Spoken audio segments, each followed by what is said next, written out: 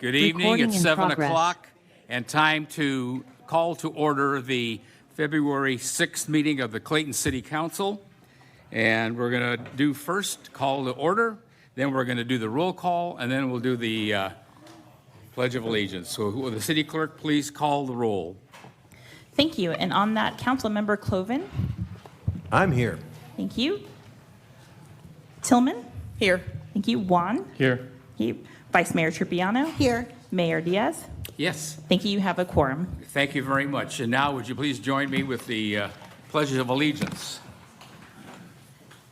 I pledge allegiance to the flag of the United States of America and to the republic for which it stands, one nation, under God, indivisible, with liberty and justice for all.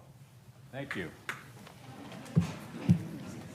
One quick item of business that relates to the agenda, due to the fact we have a number of people from our police department here tonight, we're going to move item 8A to right behind 4C.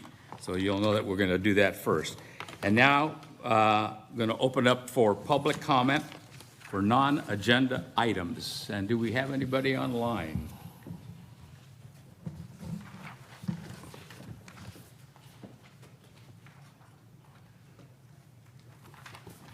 There are currently no members of the public raising their hand for this item.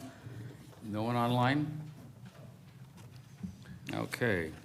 I have two cards for people, and I'm going to first call up James Sinkay.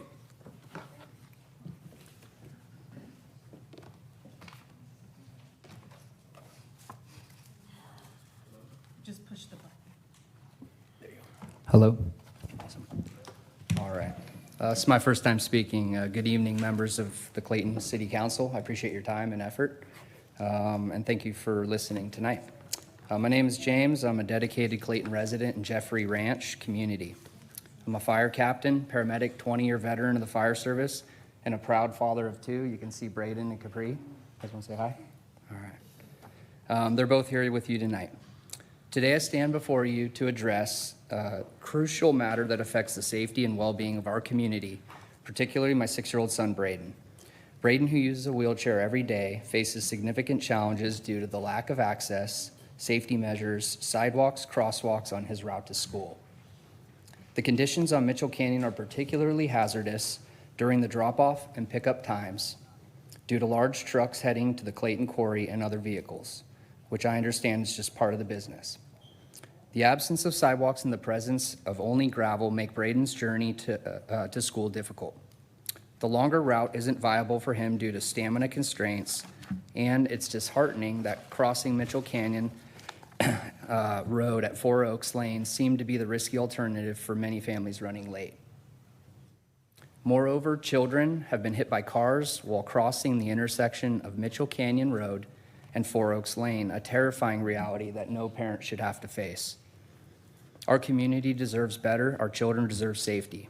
Our community deserves safer routes to school, and I propose 3 critical capital improvement projects. Number 1, establish a pedestrian crossing at 4 Oaks Lane and Mitchell Canyon Road. Number 2, widen Mitchell Canyon Road with sidewalks on both sides from Clayton Road to Pine Hollow Road. Number 3, redevelop the sidewalk from Oak Street to Mount Zion Drive, removing railroad ties and ensuring ADA compliance for accessible routes. As you guys can see, it's very challenging to lift the wheelchair down the road. In addition to these 3 critical improvement projects that I've outlined, I'd like to propose a 4th priority. It's imperative that we address the many existing sidewalks throughout the city, particularly those with large step-ups that pose a significant barrier for my son's wheelchair and our residents. These priorities align with our commitment to creating an inclusive and accessible community for all residents for our resident safety. I understand the financial considerations involved, and I propose exploring avenues for cost recovery, such as grant opportunities through Safe Routes to School, recently submitted. Thank you, Larry and Brett, for your time and effort, and City Council for approving. The TDA grants and seeking support from the Clayton Quarry for cost recovery is an option, and engaging with Contra Costa County Supervisor Ken Carlson and the Transportation Commission for potential funding. We need to continue this pursuit for cost recovery to fund these projects, and I look forward to your creative solutions. And thank you, Brett, for our time together.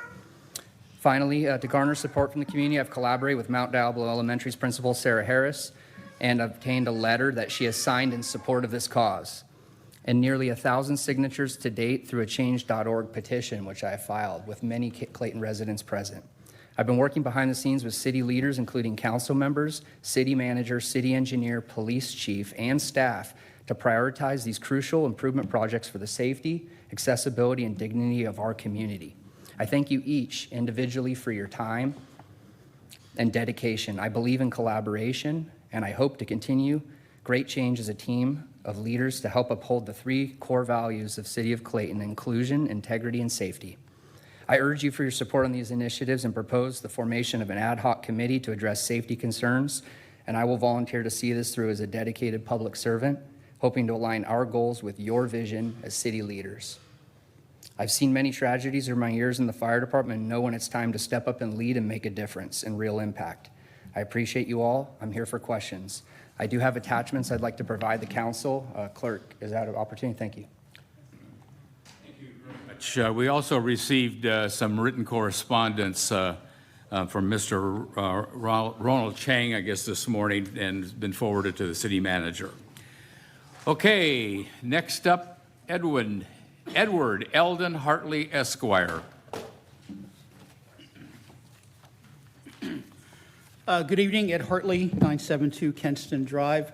I wanted to comment on the January 16 meeting and the mayor's letter in the Diablo Gazette. I attended that meeting, especially the discussion related to parking at the Olivia project, which everybody knows is going to be a problem.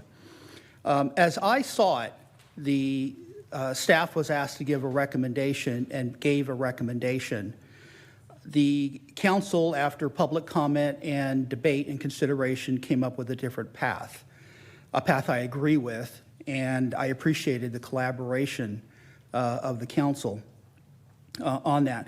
What I didn't like in the mayor's column was the reference or the throwing the staff under the bus by characterizing their proposal as a kicking the can down the road. Regardless of what the viewpoint was as to whether the proposal by the staff was good, bad, indifferent, whatever, I do not believe it is becoming of this city to publicly throw our staff under the bus. Clayton has a reputation as to how it governs, and it's not good, and this does not make it any better. Thank you. Thank you. Next up is Brandon Herrera. Good evening. Brandon Herrera, 25 Regency Drive. Thanks for having me tonight. I just want to come here to explain that me and Dan and Jeff here started a new nonprofit here in town for Clayton Baseball Association. It's something that's going to build on top of Little League, we hope, where it brings us a competitive focus to baseball. In this area, allows for all of our local kids to play in Clayton and not have to go over to Walnut Creek, to Brentwood, everywhere else.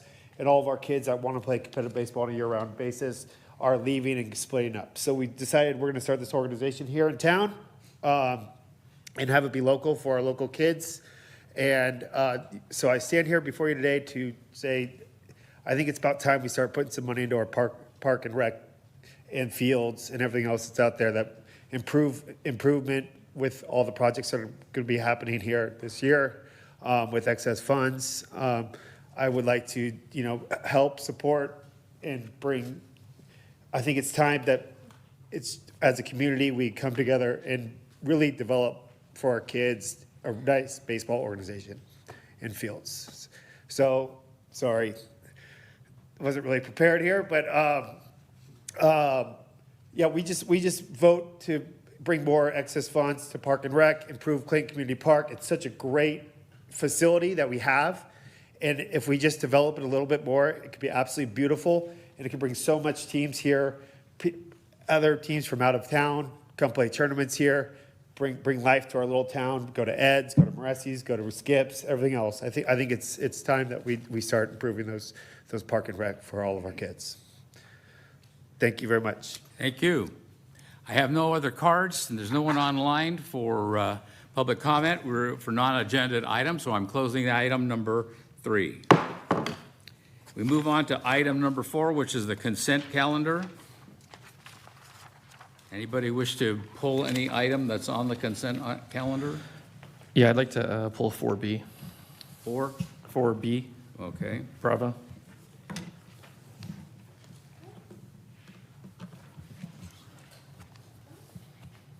Anything else? Mr. One. 4B purports to update our purchasing policy to comply with SB 1383, which is, I think, a requirement here. But one thing, when I look through the red line of the document, there's a few things that stood out to me in terms of purchasing authority for certain consulting spend. And while I don't think that we can hash out what that should be here, it would be my view to table this item in lieu of bringing it back for a discussion of the full policy so that we can make updates as needed, as appropriate, I guess is a better way to phrase it. So I would say, my suggestion would be to table 4B, move on with the rest, and then we could bring back the purchasing policy at a future date. So we have to have these revisions to the purchasing policy based on SB 1383 by March 1st. And so we don't have a lot of time with the other items we're doing with strategic planning for the next meeting, as well as a few other items to bring it back before then. So I would urge the council to approve it tonight. And if there are specific things that we want to talk about the purchasing policy broadly at a later date, I think we can bring it back that are unrelated to the SB 1383, need to have it in place. We can do that at a later time. Happy to see where that fits in our work plan. But we do need to get this approved into the state before March 1st. And I don't think there's much time between now and then to make any significant changes to it and still meet that deadline. What's the penalty?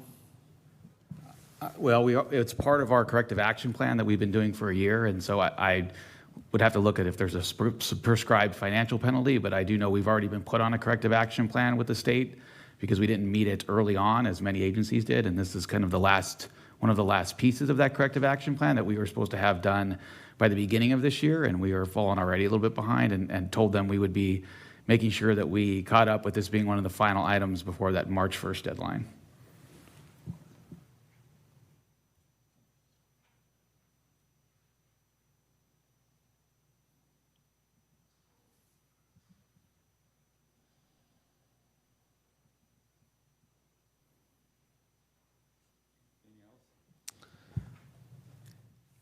No, that was the only thing. I think if March 1st is deadline, we could probably bring it back on the 20th and still meet the deadline if that's an actual requirement. But the staff would need time to understand what the questions are, review, and if there's significant changes made that day and has to come back to council, we don't have a date to do so. And so I would rather not. And honestly, with the strategic planning work and other work we're doing within that time between now and then for fiscal forecast, staff is pretty busy. And so I just don't see a window operationally for us to be able to sit down and put the effort that you may be requiring to do it. And so I would rather take time and holistically do it at a later date. May I interject really quick just to understand, why would we not do this tonight?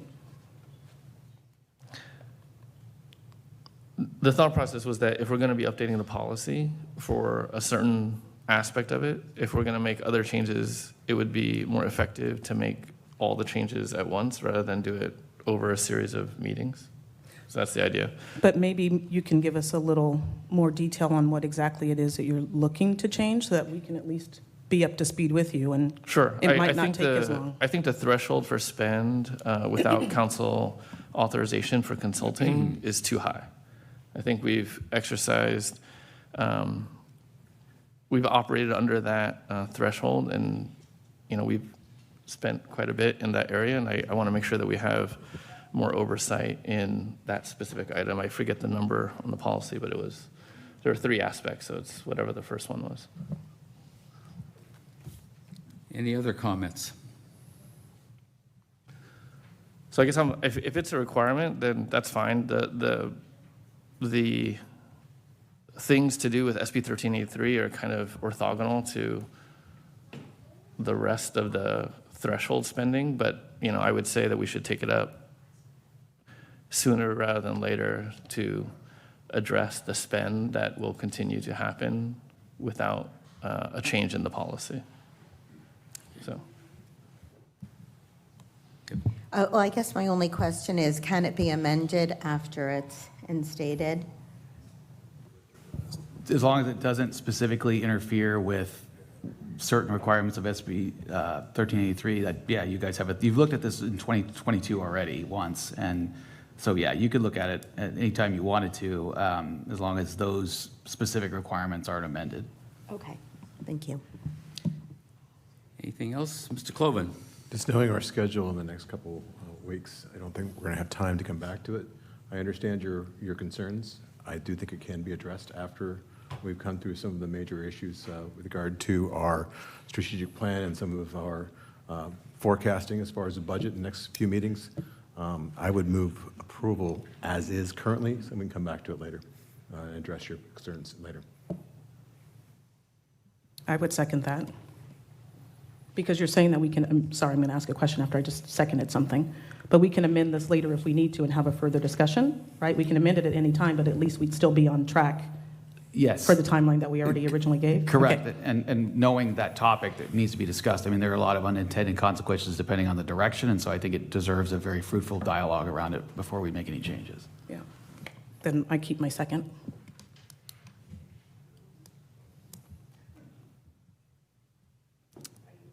Go ahead.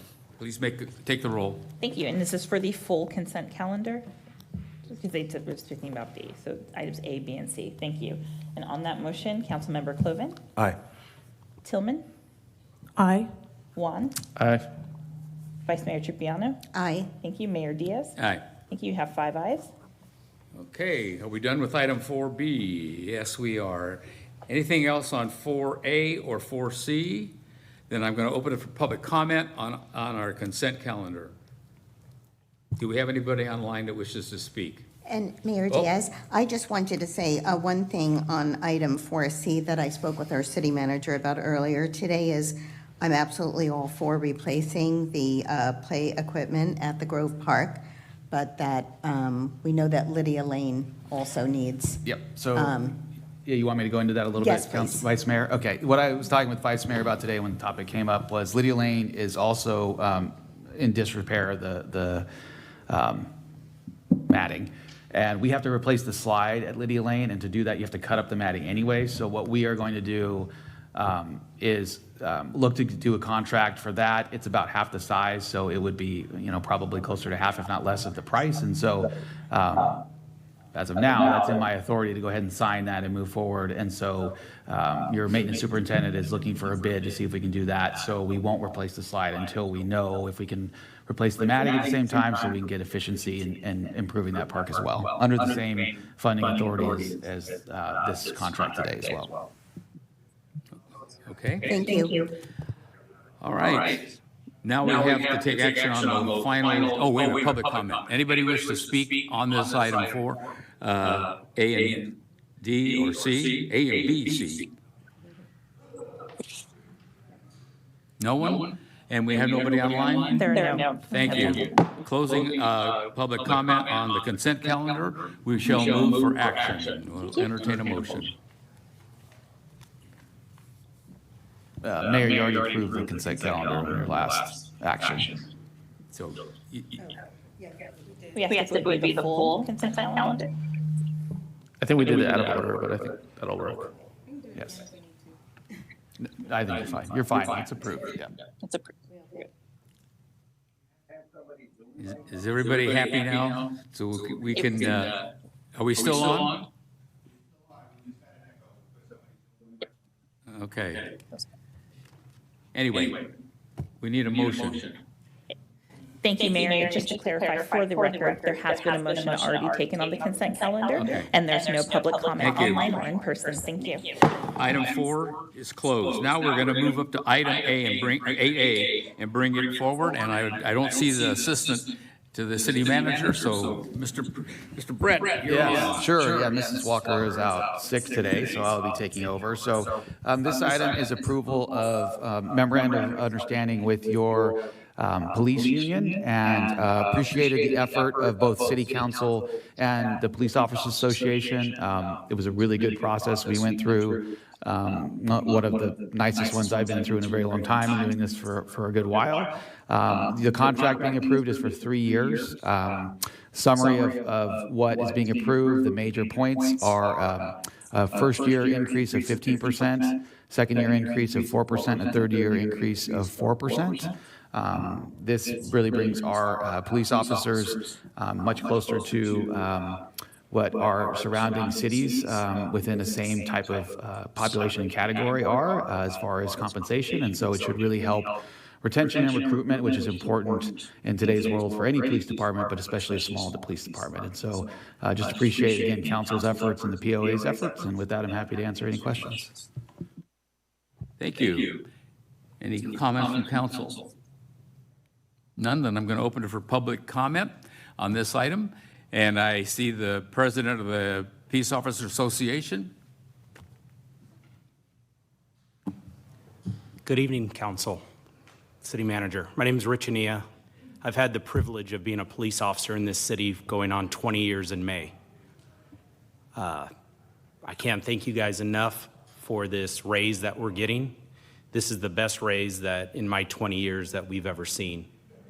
My dad served before me in this department, and it's the best raise he's seen. So if I can say from 1990, I can tell you guys this is going to help us with our retainment of our fine officers that we have here. We have several officers here with me tonight: Sergeant Jarvis, Sergeant Marchute, Officer Mitch Strosky, Officer Kelsey Wiggins, and Sergeant Jason Shaw.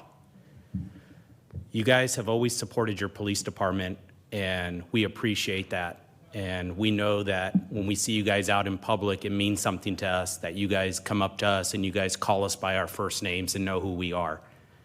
The same thing with the public. When they can, it means a lot to the public to know who their police officers are, that we're not strangers to them, that not just are we public servants, but we're members of this community. We care about this community. And although we're not the highest paid by any means in Contra Costa County, being in this community and being able to work in this community means a lot to us, and it's not always about pay. The recent survey shows what police means to this community, the support we have. That means so much more than pay will ever mean. And we're proud to serve, and we're proud to come to work every day. And we thank you, as your POA president, all the members thank you for your guys' support. And we hope to continue to serve for a very long time in this community. And Brett and Amy, what a wonderful process. This is probably my 4th negotiations we've done, that I've done, and great, great, great, great. So thank you, guys. Thank you. Anyone else in the audience wish to speak on this item? Anybody online? Members of the public wishing to speak to this item online. And I'm going to close the public comment on this item, and we will move back to the council for any further discussion, questions, and a motion. I would just like to say I've in this role I've had the pleasure of working with our police quite a bit more than I did prior to this. I think you guys may have just been giving me tickets, but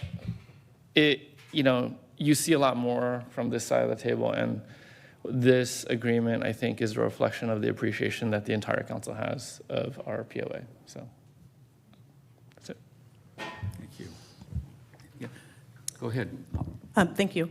I would say that being a resident here since 2003 and reaching out in 2010 to council members to ask, I think back then you guys might have been furloughed with your pay, or at least it was frozen. Maybe the word is frozen. And I had a friend of mine reach out and just say, hey, is there something you can do? I know you're friends with some of the council members. And I called and I said, what is going on with their pay. And I was told, if you can find the money, we'll give it to them, and I'm saying that in a lot nicer way than it was said to me back then. And I just remember being so angry and thinking, this is ridiculous. Like, if they're putting their lives on the line, they're here in town, I don't care how tiny the town is, they should still be compensated for the work that they're doing. It doesn't matter the city. So to be on this side of the dais and actually being able to give you guys that, it's long overdue, long overdue. Well, again, I don't think we needed a community survey to learn how valued our police force is, and we love the work that you do. We appreciate you. We wanted you to know that. And the community obviously has spoken louder and clearer than ever before how valuable you are to them as well. So thank you for all that you do, and we appreciate you.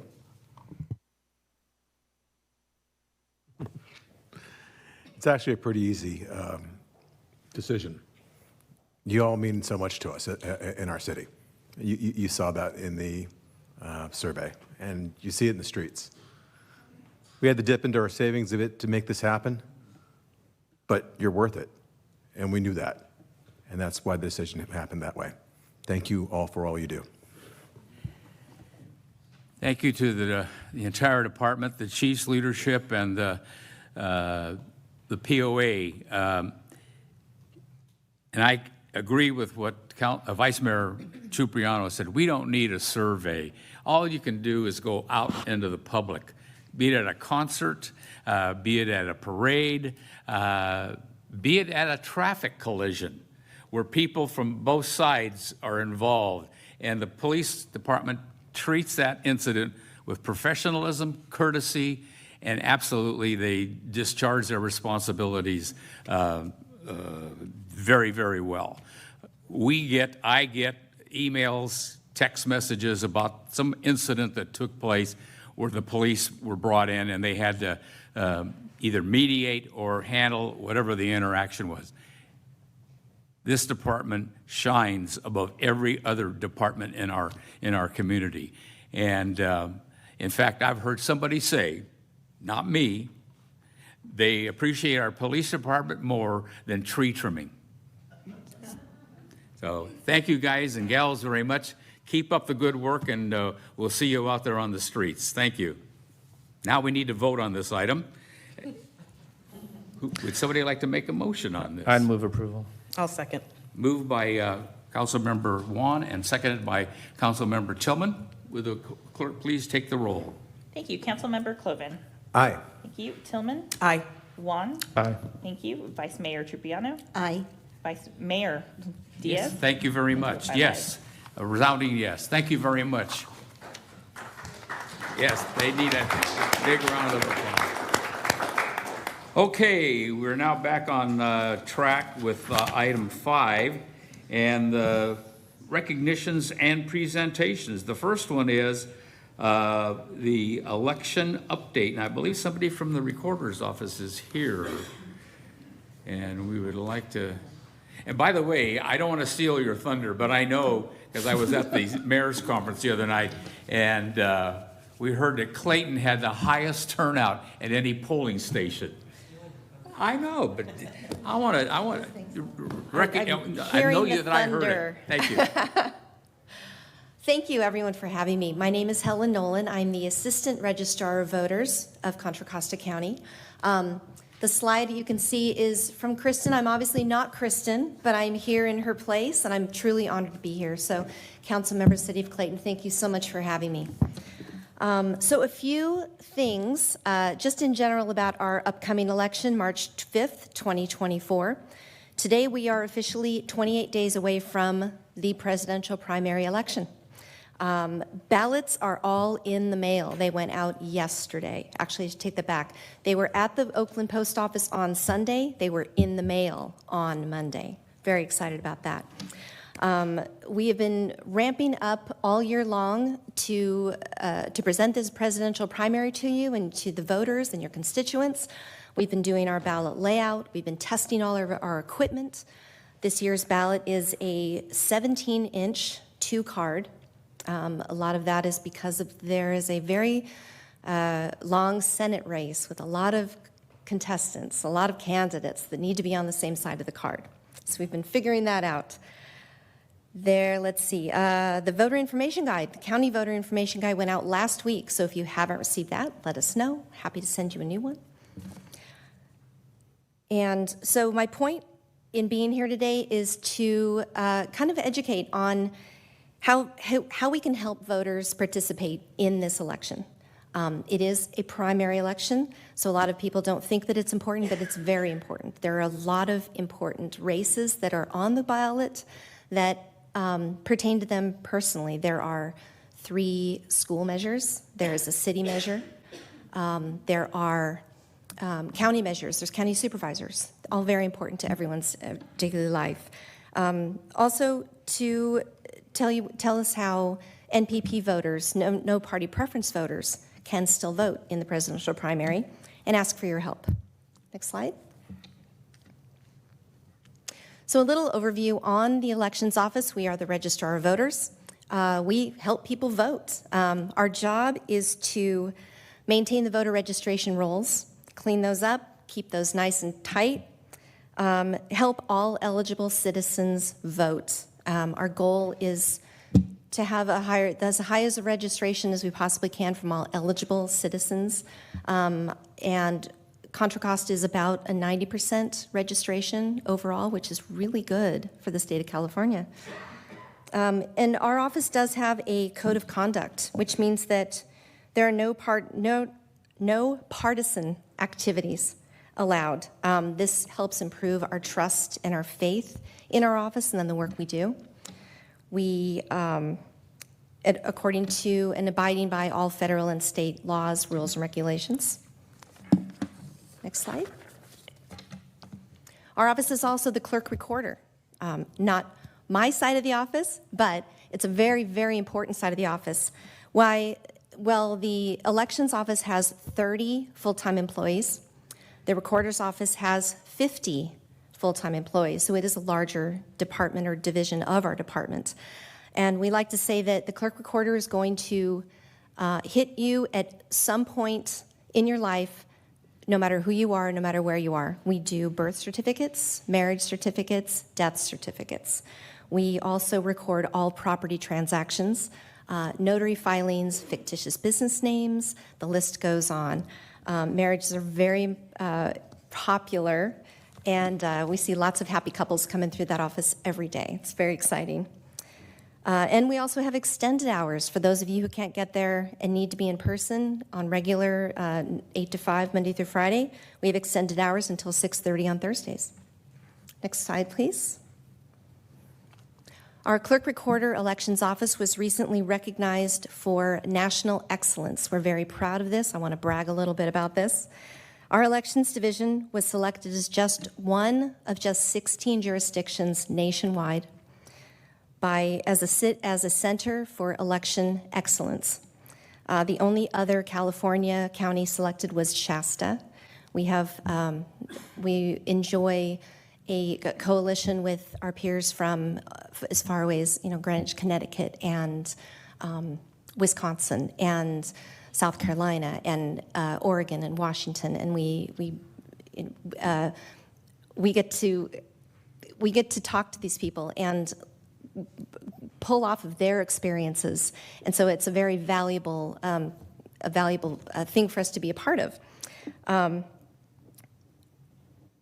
The award is also bringing us about a $2 million grant that we are using for above and beyond expenses. Nothing that is normal, nothing that was already in our budget, but things that we couldn't afford to do. So we go above and beyond. Those things include cyber investments, improving our disaster posture, and an ad campaign coming up to also foster more trust in elections. We're hoping that is going to have some really good results there. Next slide, please. These are two, sorry, I neglected to mention, we are also a member of, we created the Bay Area Coalition. It's an 11-county coalition of Bay Area election officials. bayareavotes.org. You can go check us out. And together, we are fighting mis, dis, and malinformation. And these two flyers that you see on the screen are two of the flyers that this coalition has created together as a collective way to fight mis, dis, and malinformation and get all the information out. So we have joint media markets that we are pushing the same messaging out to in hopes of reaching those voters. Next slide, please. So Contra Costa elections by the numbers. We are the 9th largest county in California. We have just right around 705,000 registered voters. That number changes daily. So I say around 705 because today it may be 706, tomorrow it could be 707. People are continuing to register as we get closer to the election. Very exciting. 90 to 95% of all of our ballots cast are vote by mail. And these get returned evenly between our drop boxes and in the U.S. mail. And right outside this building, you can see one of our beautiful drop boxes. We recently rewrapped them with new imaging, new verbiage, new messaging to give the voters more information, to allow them to contact us and to know where their vote's going and that it's safe and secure. We have the new drop on the drop boxes.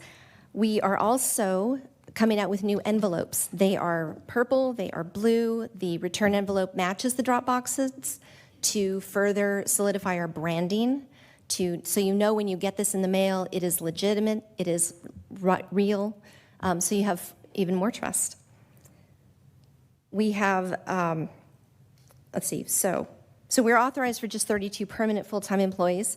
By contrast, Santa Clara has 400,000 more registered voters, but they have 3 times the amount of our staff. They have 90 full-time employees. It's quite the impressive process over there.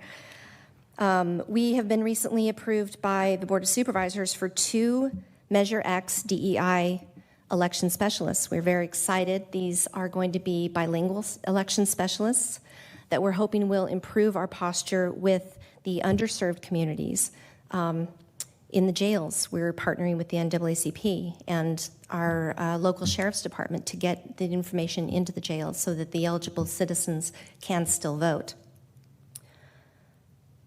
This primary is going to be a very interesting primary. It is the first presidential primary where California is sending out a vote-by-mail ballot to every registered, active, eligible voter. We have 31 ballot types and 8 ballot styles. That's a lot of paper. Next slide, please. And I say that to say this, Clayton by the numbers. You have, as of the printing of this slide, you have 8,527 registered voters. There are 5 distinct precincts within the city. I'm not going to go through the partisan breakdown of the voters, but the highlighted portion of 19.9% of no party preference is to highlight how big of a demographic that portion of voters, how big that portion truly is. It is almost 20% of your voting constituency are not registered with a party. And the reason that it's significant is because they also need to know how to vote for president if they desire to do so. I'll get into that a little bit later. We are very grateful. 7 volunteers from Clayton have committed to helping with the presidential primary at our polling place in person. And you are correct. In November 2022, the highest turnout in the county for in-person voting was at Clayton Endeavor Hall with 605 voters on Election Day. It's quite an accomplishment. Next slide, please. This next slide is an example of a postcard that we sent out in mid-December to roughly 156,000 no-party preference voters within the county. To date, we've only received 8,000 of them back, so it's kind of a little dismal. We're a little disappointed about that. What the purpose of the postcard was is to educate the no-party preference voters that they still can vote for president, but they have to tell us what they want to do. There are 3 parties that will allow crossover voting. They are American Independent, the Democratic Party, and the Libertarian Party. Without any change to the no party preference voter registration, they can choose a crossover ballot from one of those parties and cast their vote for their president in the primary. There are 3 other parties that require the voter to re-register in order to vote in their primary. They are the Green Party, the Republican Party, and the Peace and Freedom Party. And these rules are not up to us. These are up to the parties. We just have to uphold the law. Next slide, please. This is just an image of, this is Kristen Connolly, our elected clerk recorder registrar of voters. In the effort to get the message out to our no party preference voters, she went to Santa Clara and did part of their podcast talking about no party preference. Standing next to her in red is Evelyn Mendez, the public information guru from Santa Clara. She's wonderful. You can listen to her podcast. It's on those mediums, the modems that you see up there. Next slide, please. So voting early in Clayton. There is one location that early voters can go to vote in person. It is in Walnut Creek. It's open Friday, Saturday, Monday, right before the election. There is one early voting location in each supervisorial district. So this district, it just happens to be located in Walnut Creek. But on election day, you will have your regular Clayton polling place open. The Endeavor Hall, I expect to see a lot of big turnout there again. 24/7 Dropbox locations. The closest one here is right out front. It's beautiful. It's you can't miss it. Next slide, please. So this is an important timeline, and this is just to encourage folks to vote early. The earlier we get your ballot, the more accurate our election night results can be. So voter information guides were mailed at E-40, so roughly a week and a half ago. Ballots were mailed out to all voters, and our drop boxes opened on Monday. The last day to register online, if you haven't already received your ballot, would be E-15, that is February 19th. 5 early voting sites open on March 1st. Election day is March 5th, and that is also the ballot postmark deadline. If you're going to mail in your ballot or put it in a drop box, it has to be postmarked or received in one of our drop boxes no later than 8 p.m. on election night. And per California law, the drop dead date to receive that mailed ballot is E+7, which is March 12th. California law states if your ballot is postmarked by the post office, it doesn't matter when it matters if we receive it up to 7 days after the election. It's still considered legally cast, and we can count that ballot. Next slide, please. So my question is, how can you help us support? We'd like you to communicate with your residents and reinforce the important election information that we have. Echo our messaging. Tell people get out there and vote. We'd love to see a higher turnout. Even in a presidential primary, like I said, there's still a lot of important information and contests on everyone's ballot. For the March primary, NPP voters need to let us know if they want to use a crossover ballot that allows them to vote in the partisan primary, or if they want to re-register and vote in one of the primaries that doesn't allow crossover voting. We'd like you to encourage your high school students to become student poll workers. Invite our staff to come speak to your youth commission.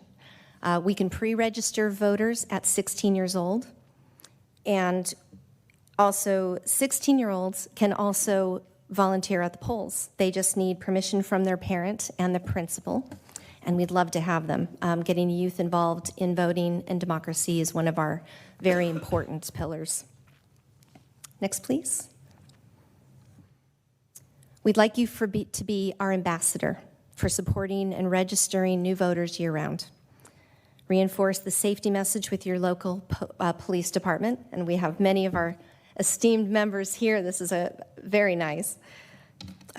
California High School Voter Education Weeks are the last 2 weeks of April and September. We like to get out there into the schools, come support us, help us, invite us to things. We'd love to come and help.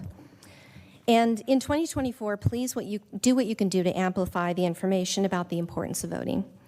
Our Secretary of State, Dr. Shirley Weber, announced earlier that she plans to highlight the 60th anniversary of Fannie Lou Hamer's 1964 speech, "I'm so sick and tired of being sick and tired," to help inspire Californians to vote.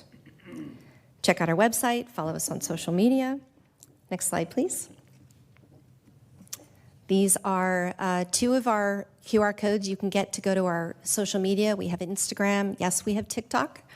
And I say that because I just spoke about the youth. This is the way the youth are getting their information.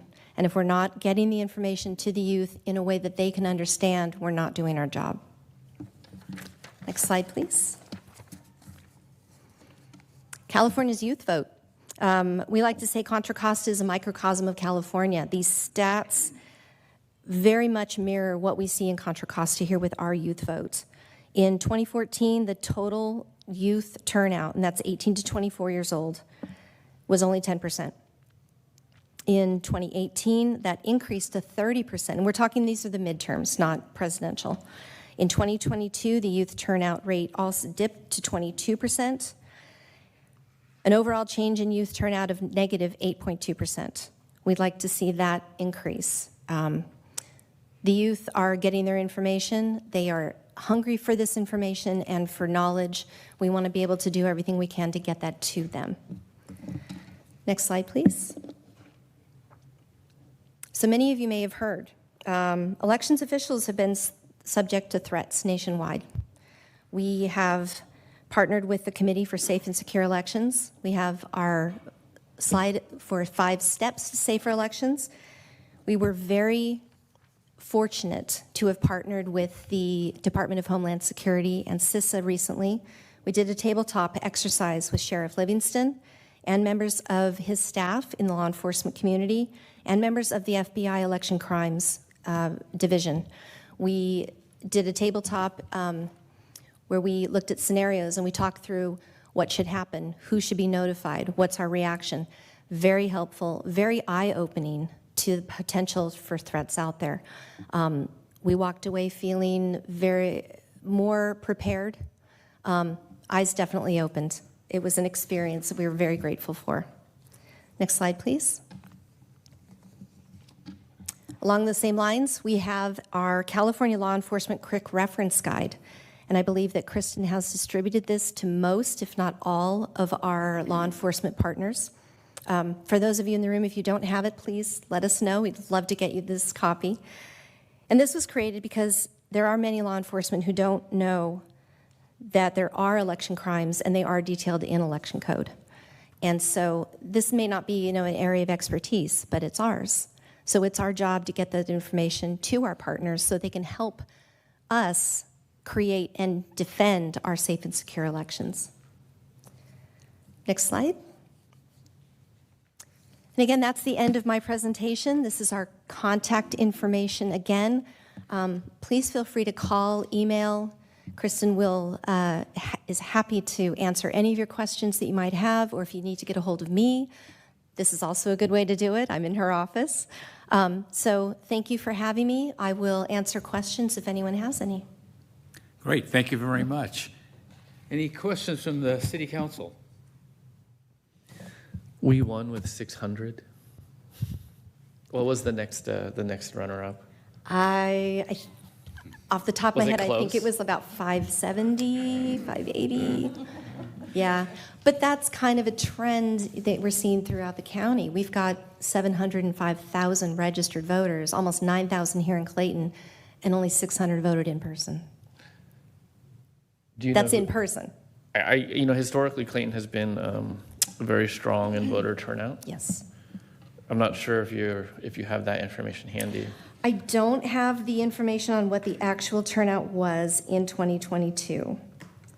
It's okay. Don't mean to put you on the spot. I just know that we typically run pretty high. I think so, yes. Yeah, if the trend for the in-person voting is any indication, I would say that you probably have met a higher threshold than most based on population. Thank you. Thank you. Anyone else? I do. I just have one quick question. Sure. Councilmember Tillman. Thank you. When people drop off their ballots on the day of, what are the rules for dropping off for someone else? it is legal. When you drop off the vote by mail ballot, it is legal to drop off a ballot for someone else. We will be checking we hand check every voter's signature on the back of their vote by mail ballot. So if you're dropping off a ballot for someone else and that person has not signed their ballot, the signature is either going to be missing or it's not going to match. And we will send a letter to that voter to cure that signature. So there are checks and balances, so just dropping it off is just getting it to us, and we appreciate that. But it's still going to go through every check to make sure that it was legally and properly cast. And I can't recall, but can you assign someone to drop it off for you? Like, can you sign it and say this person is dropping it off? Is that what's on the back of the envelope? We've redesigned our envelopes. I'm not certain that Okay. is necessary anymore. Okay. But yes, dropping off an envelope for another voter is perfectly legal and fine. Great, thank you. Yeah. I had a quick question. I was noticing under 5A attachment 1, when you're talking about Clayton by the numbers, I didn't realize the numbers were that way. And I was just curious if there was a historical graphic for the numbers for the past 10 years and how things have changed and how the demographic might have changed. That's just, that, again, it's kind of surprised me. That's a great question. I'd love to answer that. If there's somebody I could ask for that information, that'd be great to have, just out of curiosity. Email our office. I will. And we can absolutely get you that information. We have lots of archives that I can pull data from to get you that information. Super, thank you. You're welcome. Just one other thing. You had talked about the people who are registered as no party preference Yes. and your efforts to share information about what they can do. Yes. I would posit that the people who register for no party preference don't want to do those things. That's why they register for no party preference, but you'll have more information on that. Potentially. Some do. Some are not interested in voting for the things that no party preference can't vote for. Others, and I think we're seeing this trend, I feel that others may be registering as no party preference because they don't want other people to know simply how they're registered, because they want their privacy. They don't feel it's anyone else's business. The beauty of no party is that you can re-register and vote and unregister again. Or you can do a crossover ballot and it won't change your registration. And then only you, the voter, truly know how you voted. Great, thank you. You're welcome. Anyone else? Go ahead. Helen, thank you so much. This was so interesting. Isn't that information that Councilmember Cloven is looking for, isn't there a service or an online site called PDI, like Public Data something, that illustrates that kind of historical information? Or I'm not certain about that. We do have a lot of archived past election results on our website. Some of them are searchable. Some of them are not as searchable as we would like. I am excited, though. We've just partnered with a vendor that's going to take all of our past election results back to 1970 and put them into a user-friendly, searchable format, filterable, so you can look for whatever data you're looking for and you're going to find it. That's a project that we've just embarked on. We're hoping to have the first wave of that done, I believe, by April, early May.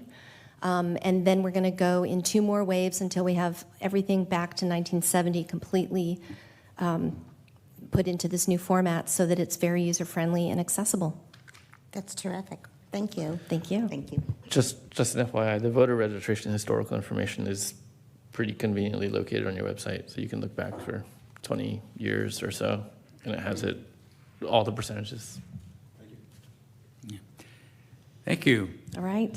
Thank you so My much. comment is just that this is going to be a very interesting and energizing election season, not only the primary, but back to, out till November. And I want to compliment the office on getting out there ahead of the game and getting people aware and understanding of the process and so forth. And by the way, just as a historical note, it wasn't that long ago when Steve Weir was the clerk recorder. He was the go-to person in all 58 counties. When they wanted a question, they would send it to him, and it would be publicized not only in the local papers, but in the Wall Street Journal. So you're off to a good start, and looking forward to this season. Anybody else needs to comment on this? We don't need to open this up to public comment, do we? You do? All right, we're going to open it up to public comment.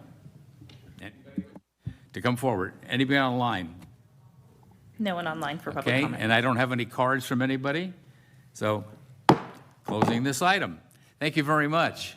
Thank you very much. Good night. Now we have item 5B, which is one that has really gotten a lot of interest. This is from the Contra Costa Mosquito and Vector Control District. I don't know about your neighborhood, but it started up in, where do you, what's that area you live up in? I'm in the North Valley. Yeah, right. And they seem to have moved down into Windmill Canyon and other parts. It's a time of the year. It's a cyclical problem. We look forward to hearing some recommendations. Thank you.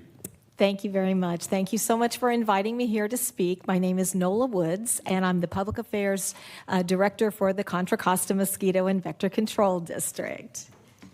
Next slide, please. So before I get to the issue at hand, mice, I'd like to give you just a little information about the district.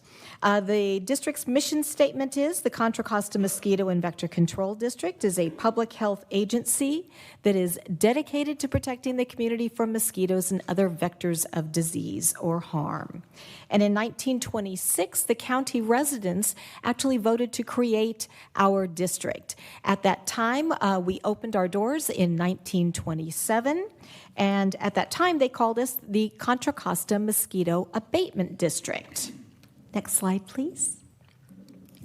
Then in 1993, Contra Costa County actually transferred their vertebrate program to us, which is their rabies risk reduction program and their rat and mouse program to the district.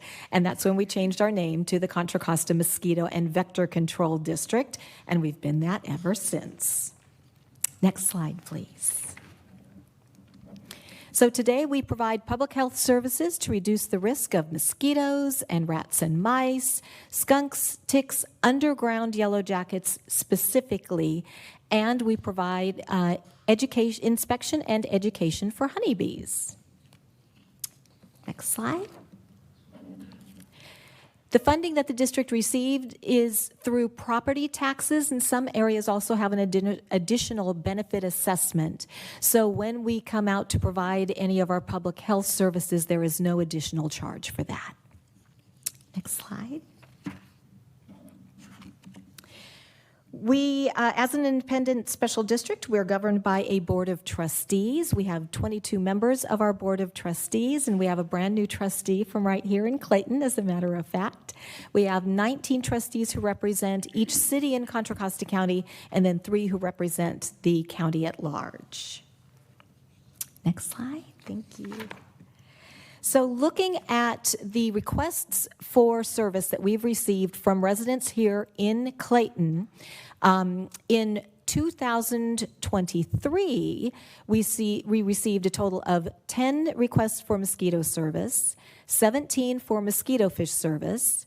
We had, there we go. Thank you. We had 9 requests of reports of neglected swimming pools. We had 18 requests for rat and mouse service in all of 2023. We had 2 requests for skunk service, 0 for tick identification, which is one of our services, and 1 for honeybees, and 16 for ground nesting yellow jackets. When we look at, in the next slide, please, I'm sorry. When we compare where we were last year on the number of rat and mouse requests that we had received, just literally in the first 5 weeks of the year in 2023, we'd received 2 requests for service. This year, in the first 5 weeks of the year, we've received 36 requests. So we are seeing the same things that we're seeing here in Clayton that we are seeing literally all over Contra Costa County. And we talk with our neighboring counties, and everyone is seeing the same thing. Next slide, please. So as we talk to our colleagues across the Bay Area, as I said, we're seeing the same kinds of mice activity. The question is, why? Well, the answer is rain. We've gotten a lot of rain. Last year, we got 4 straight months of rain. And what comes from rain? Well, it supports the vegetation, it supports smaller insects and other animals, and all of that can support food and shelter for rats, and particularly mice. So, the dense vegetation becomes the shelter for the mice, which are able to have a litter of new mice once a month. And they will venture out of their shelter dozens of times over a 24-hour period. And when the dense vegetation is on residential property, it can increase the chance that the mice are going to be active on someone's property. So the keys that you want to remember are to remove the risk of the mice on your property. The things to do to reduce the risk of mice is be sure to remove any food and shelter options on your property. You want to remove or at least thin out dense vegetation in your front and your backyard. By removing 8 to 10 inches at the base of the vegetation, actually provides sunlight that can get through that vegetation, and it will prevent the mice from considering that particular area as shelter. So that's one thing folks can do. You want to be sure to trim any climbing vines, because climbing vines are a way that mice will climb into new areas and look for a small hole in which to get through to your home. So make sure that you trim any climbing vines 4 feet away, at least 4 feet, away from the roof, the walls, fences, utility poles, and any other structure to prevent mice from climbing onto your roof and finding a way inside. And make sure to harvest all fruit or nuts. If you have fruit or nut trees on your property, be sure to harvest the fruit and the nuts and pick up any fallen fruit or nuts every day, because that provides food sources. And if you have dense vegetation and you have food sources on your property, you will have very happy mice, and that's not what you want. And please remember, do not leave pet food outside. If you're feeding your own pets or you're leaving some pet food out for maybe feral cats, you've got to bring that in at night, because that does serve as a food service as well for the mice. Next slide. So for Contra Costa County residents who would like more guidance on what to do on their property, you can contact the district at 925-685-9301 or online at contracostamosquito.com. The district's rat and mouse service includes inspection and advice. We provide an exterior property inspection. So we walk around the property to determine not only what do we see as potential food or shelter sources, but what do we also see as evidence of mice. We will look for things like droppings and nesting material, and they actually have oil in their furs, so if they're squeezing through a very small hole, they'll leave an oil mark right there, or rub mark on the outside of the hole. So if it's on your home, there will be marks that will show us that this is where they are coming in. And then after the inspection, our state-certified public health inspector will provide, we have a rat and mouse brochure, and you can find the PDF of that brochure on our website, contracostamosquito.com. And in the back of the booklet, there are a number of items in lists. And so our inspector will mark the things that apply to that particular property so that the homeowner is better educated as to what's happening We show what the recommendations are. If the homeowner decides or the resident decides to do any of the repairs or follow up on the items on the list that are checked for them, they can do that themselves. Or if they hire someone to come do that work, they can show them exactly what needs to happen on their property. So thank you so much for your time, and thank you for the invitation to be here. If you have any questions, I'm happy to answer them, or at least try to. Ms. Wood, thank you for the quick response to our call, and you're out here with your presentation. We really certainly appreciate it. Any of the council members have questions for Ms. Wood? Go ahead. No, thank you, Nola. My only question is, obviously, it's another rainy season this year, thinking the same thing. And so is that what we can anticipate, that this problem will continue? Will be, do you estimate like some abatement during the summertime as things dry up, or?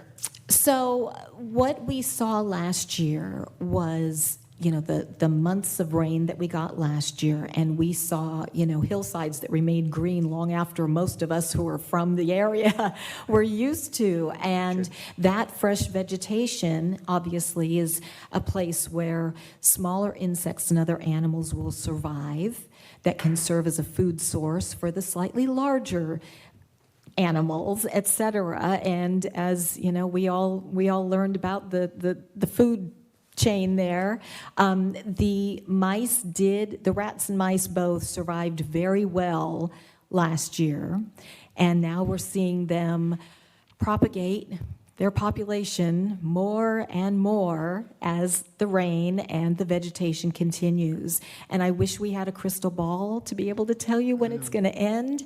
We don't. That's the most important reason that we make recommendations on how folks can minimize the risk on their properties. Because if the mice cannot find food or shelter on your property, they'll keep moving along. Okay. So that's the best thing folks can do. And just kind of a part B to that, are we seeing an increase in like owl populations or hawk populations, or the things that naturally eat it, or? So as the public health director, I have a strict rule with all of our employees that we do not speak about things for which we don't provide a service. And so when it comes to those particular animals and birds and whatnot, I would probably maybe reach out to Fish and Wildlife maybe, and ask them if they're seeing those populations increasing as well. Thank you. Sure, thank you. Thank you for the questions. Anyone else? Yeah, I'll ask. I actually just pulled up the 16-page brochure that's on your website. Thank you. I wanted to see what was in there. But are there, I know that poisons clearly are not liked and for people to use because it can harm all the other animals, and you don't have to speak on that at all. But are there natural deterrents that people can put around their house if they've done all of the other things that you guys suggest, such as closing holes, finding their entry points and sealing those, et cetera? What else can you do to just keep them out of your yard? Especially since we have an abundance of them here in Clayton now. They're just going from one neighborhood to the next, so it's not like they're not here. But what can you do to keep them out of your yard, and maybe go to your neighbors or not, and tell your other neighbors what to do too, so that it gets out of the neighborhood? Exactly. Really, ultimately, the things are the things that we recommend in the back of the booklet there, where you see the check, all of those items. Our inspector, when he or she comes out and performs the property inspection for the resident, will check off the things that are specific to that property and make the recommendations specific to that property. So those are the things that would mitigate the issue on that property. And you can see in the brochure as well, we have an explanation of, the traditional snap traps and other things that folks, if they choose to use those, once they've performed, the goal is, and I can speak to my own garage where I did deal with, I lost track after 20. So I lost track I stopped after 100. Oh, I'm goodness. done with them. Yeah. Meaning I feel stopped ya. counting. Yeah. So the first thing you do is do the exclusion. So you close the holes, put up the any kind of wire mesh in areas, do all of that work, and then continue with the trapping inside. Once you've done the exclusion, if hopefully they stay in your garage, I will admit, found a couple in the house, got them as well in my own experience. So I am not immune to this. We all have been dealing with this. But the key is to follow those recommendations, to do the things, because those are the tried and true ways to be able to mitigate it at your own property. And if your own property has no food, no shelter, no holes, no ways in, then they will continue to venture out. And if they can't find what they want there, they're going to move on to the next place where they can find it. Thank you. Thank you for the questions. Couple of questions. By the way, in my little cul-de-sac, over 300 in the past 2 weeks. I believe you. It's unbelievable. Yeah. And as fast as we put the traps out, they're filled up and they're gone, and then they put new ones out, they refill them. But anyway. They will propagate once a month. So they will continue to grow their population. A female will continue once a month. Well, so they have a very large population right now, obviously. I suspect that there are districts around the state that are similar to yours. Yes. Has they put the brain trust together to figure out how to cut it off at the beginning so you don't end up with that cyclical problem that we're facing? In other words, how would you, if you had some sort of a concerted effort and you say, it starts here, let's go attack it there on a much larger basis than the individual homeowner can do? Because it's happening all over California, because all of California is getting the rain. Yeah. And we don't have the cell phone from Mother Nature to ask her to stop raining on us for, a while so that we can handle the mice. Yeah. And it will take a while, because they do have the vegetation and the food sources, and it's a perfect storm. How much longer do we expect this to last? Is it going to be through the rainy season, or what? For the folks who had it last year after the 4 months of rain, it seemed to kind of slow down in the summertime a bit, and then as the weather got cold and they started to want to be closer to, have warmer shelter and whatnot. So, as we watch our cyclical weather, that can be the clue of when we're going to see them. They're obviously more likely to be closer to the homes in the wintertime because it's warmer than it is outside. So unfortunately, I can't predict when that will change, but it's really just important for folks to remove the food and the shelter sources, and then close any kind of holes, and have our public request service so we can see what's going on your own property. And again, from my neighborhood, they would like to express their thanks to Lawrence who came out and helped do some survey work for them, but thank you. All right, any other questions from the City Council? Then I'm going to open up to public comment on this, and any questions. Anybody online? There's no one raising their hand. Any cards? Anybody wish to? How did I know you were going to ask a question? Come up to the microphone. We want to hear your golden tones. Thank you. I miss you, Jim. Kim, you asked an intriguing question about spotted owls and other predatory birds. I've been talking to the people over in the park, and there actually are a few more spotted owls in the area. And if anybody wants to listen to them, they usually come out about 9 p.m. in Dana Hills. But there's a few extra ones out there for anyone who's curious. Thanks. Thank you. Thank you, Scott. Anyone else? All right. We'll conclude this item, and thank you very much, Ms. Woods, for your presentation. And I'm sure this will generate a few more calls to the office. I imagine so. Thank you. Thank you very much. Okay, that concludes item number 5B, and now we'll move to 5C, which is a recognition of the Marathon Petroleum and grant funding from the Police Department. Chief McKeechin. Good evening, Mayor, Council members. As you're all aware, last year we created a traffic position out of our existing staffing. And in order to have that traffic person be able to be out and be mobile and enforce traffic, we needed to put him on a vehicle. So I came to council last year and got approval to purchase a used bike from a private party that bought it from a previous police department. And that was able to be used as a trading bike and a bike as a fallback plan in case we weren't successful in getting the grant for this brand new bike that we got from Marathon Petroleum. Fortunately, we did get the grant, and as you can see, we did get the bike. I'm going to turn it over to Sergeant Shaw, who was the one that wrote the grant and was instrumental in getting the bike, and he's got a lot of fun facts and tidbits that he'll share with you about the bike and the grant. Great, thank you.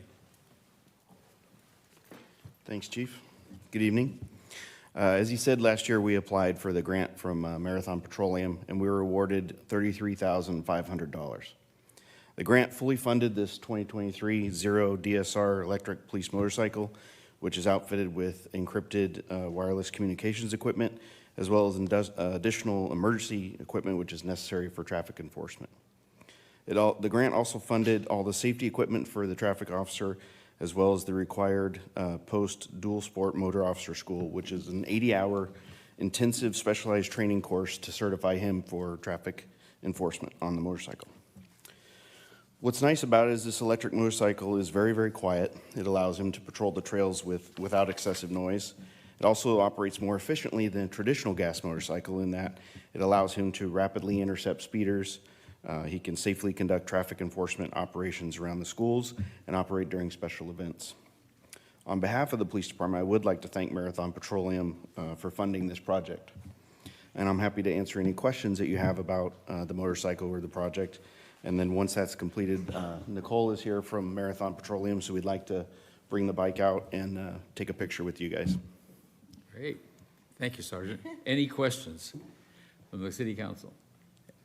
Yes, sir. I already asked my question, and I was denied permission to ride the bike.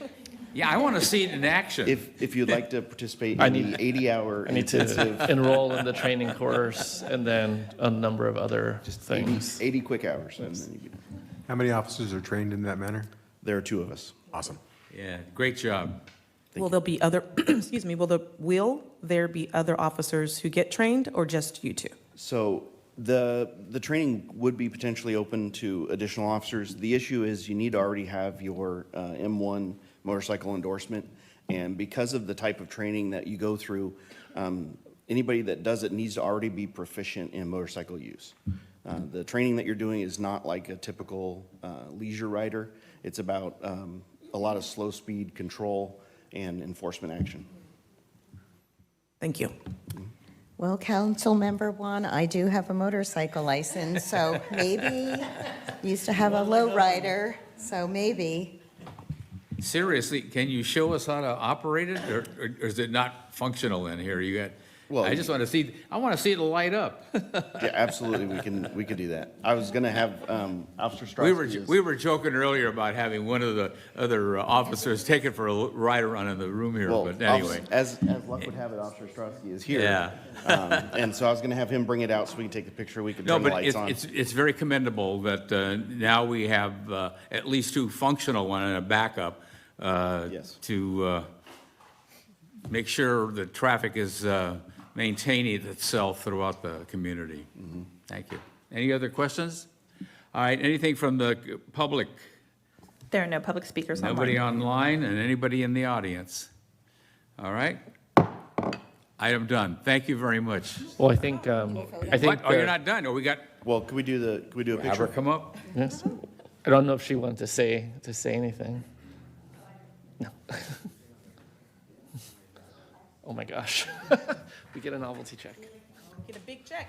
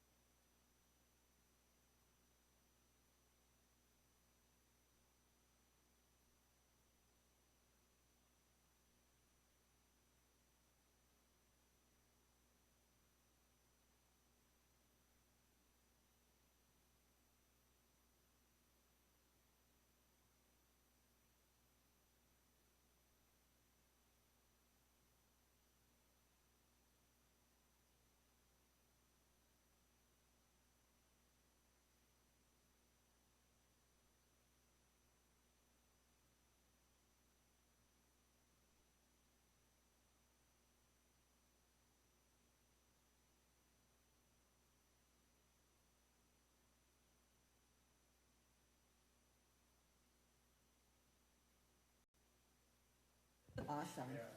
Very good. It is actually on right now. Wow, it is so quiet. No speed. Thank you very much. Any additional comments? Officer Strosky, how do you like it? Yes. Permission granted. It's very fast, is that what you said? Yes, it's a lot of fun. It's every bit as much fun as it looks. Good. And it's very quiet too.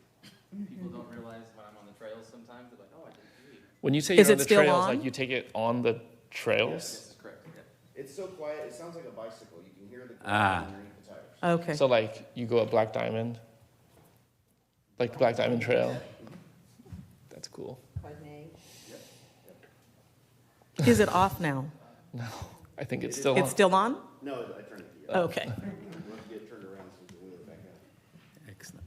Well, thank you very much for that demonstration and for the presentation and for the grant and all the things that go with it. That's an excellent addition to our department. Nice work, Sergeant. Excellent. And we have nobody? You do have one. Okay, turn him loose. Your microphone has been unmuted. You may begin.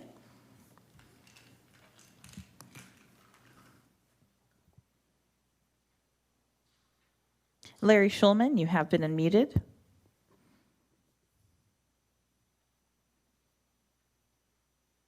Your microphone's muted. You'll need to click on the icon of your microphone on the screen. Nope, hand is lowered, Mayor.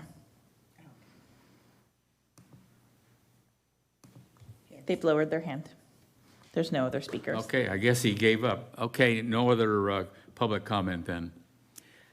Okay, well, thank you very much. We're now done with item 5C, and that completes the entire items 5A through C.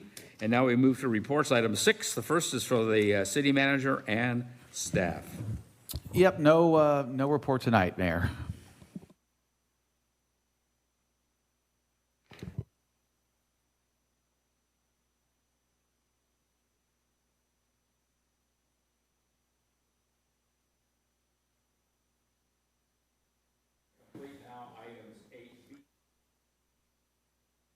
We can't hear you in the mic. Mr. City Manager. Thank you, Mayor. Appreciate that.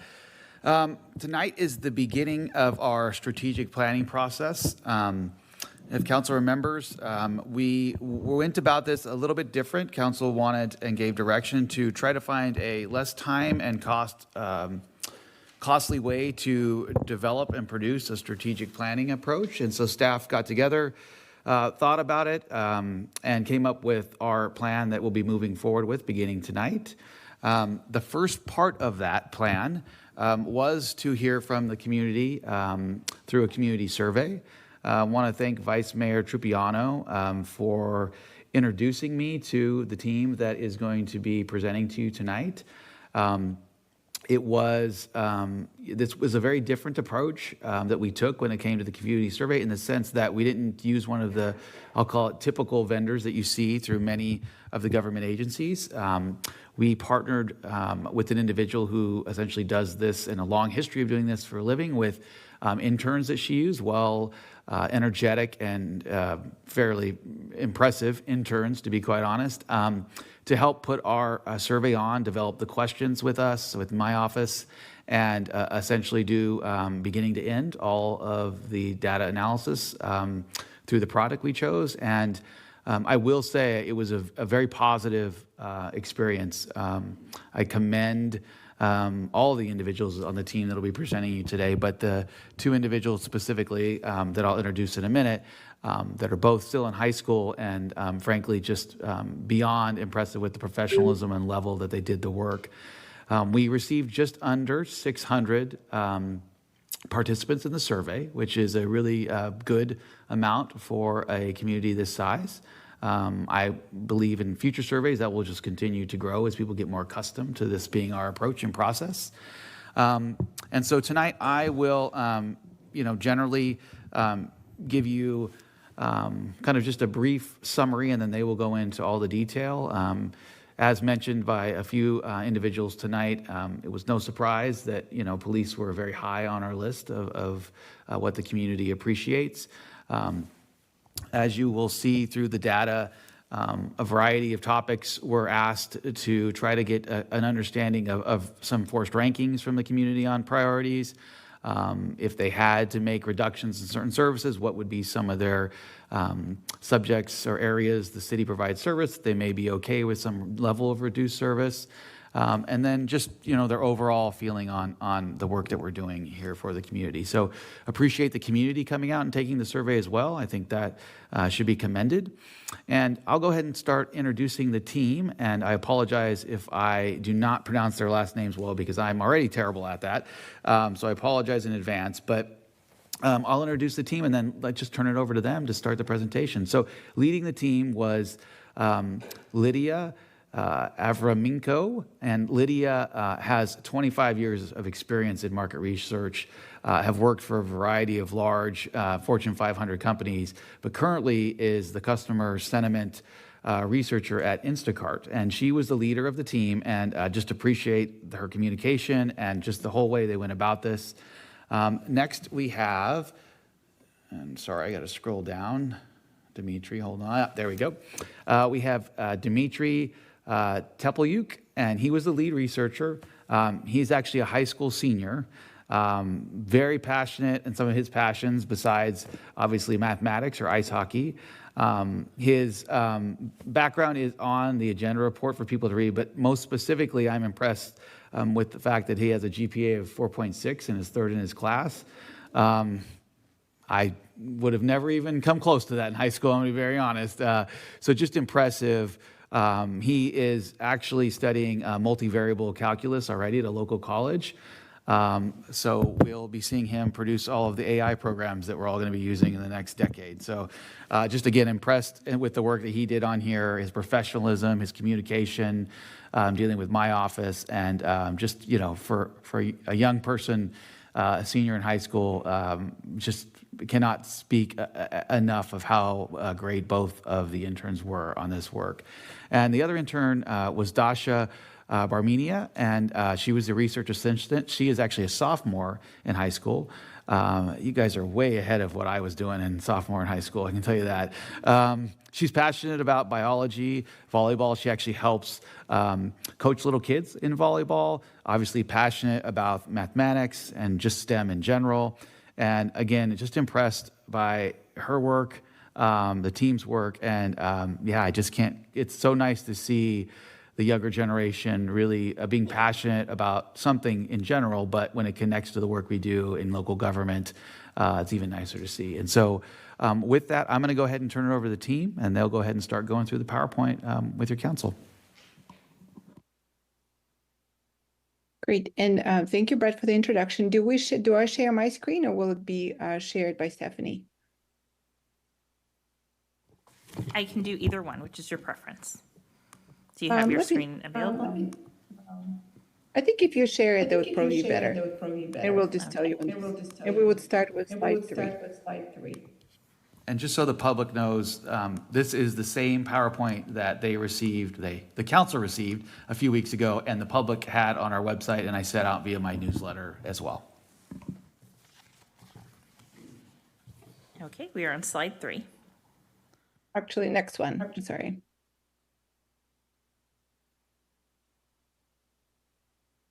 Oh, no, 2 slides up.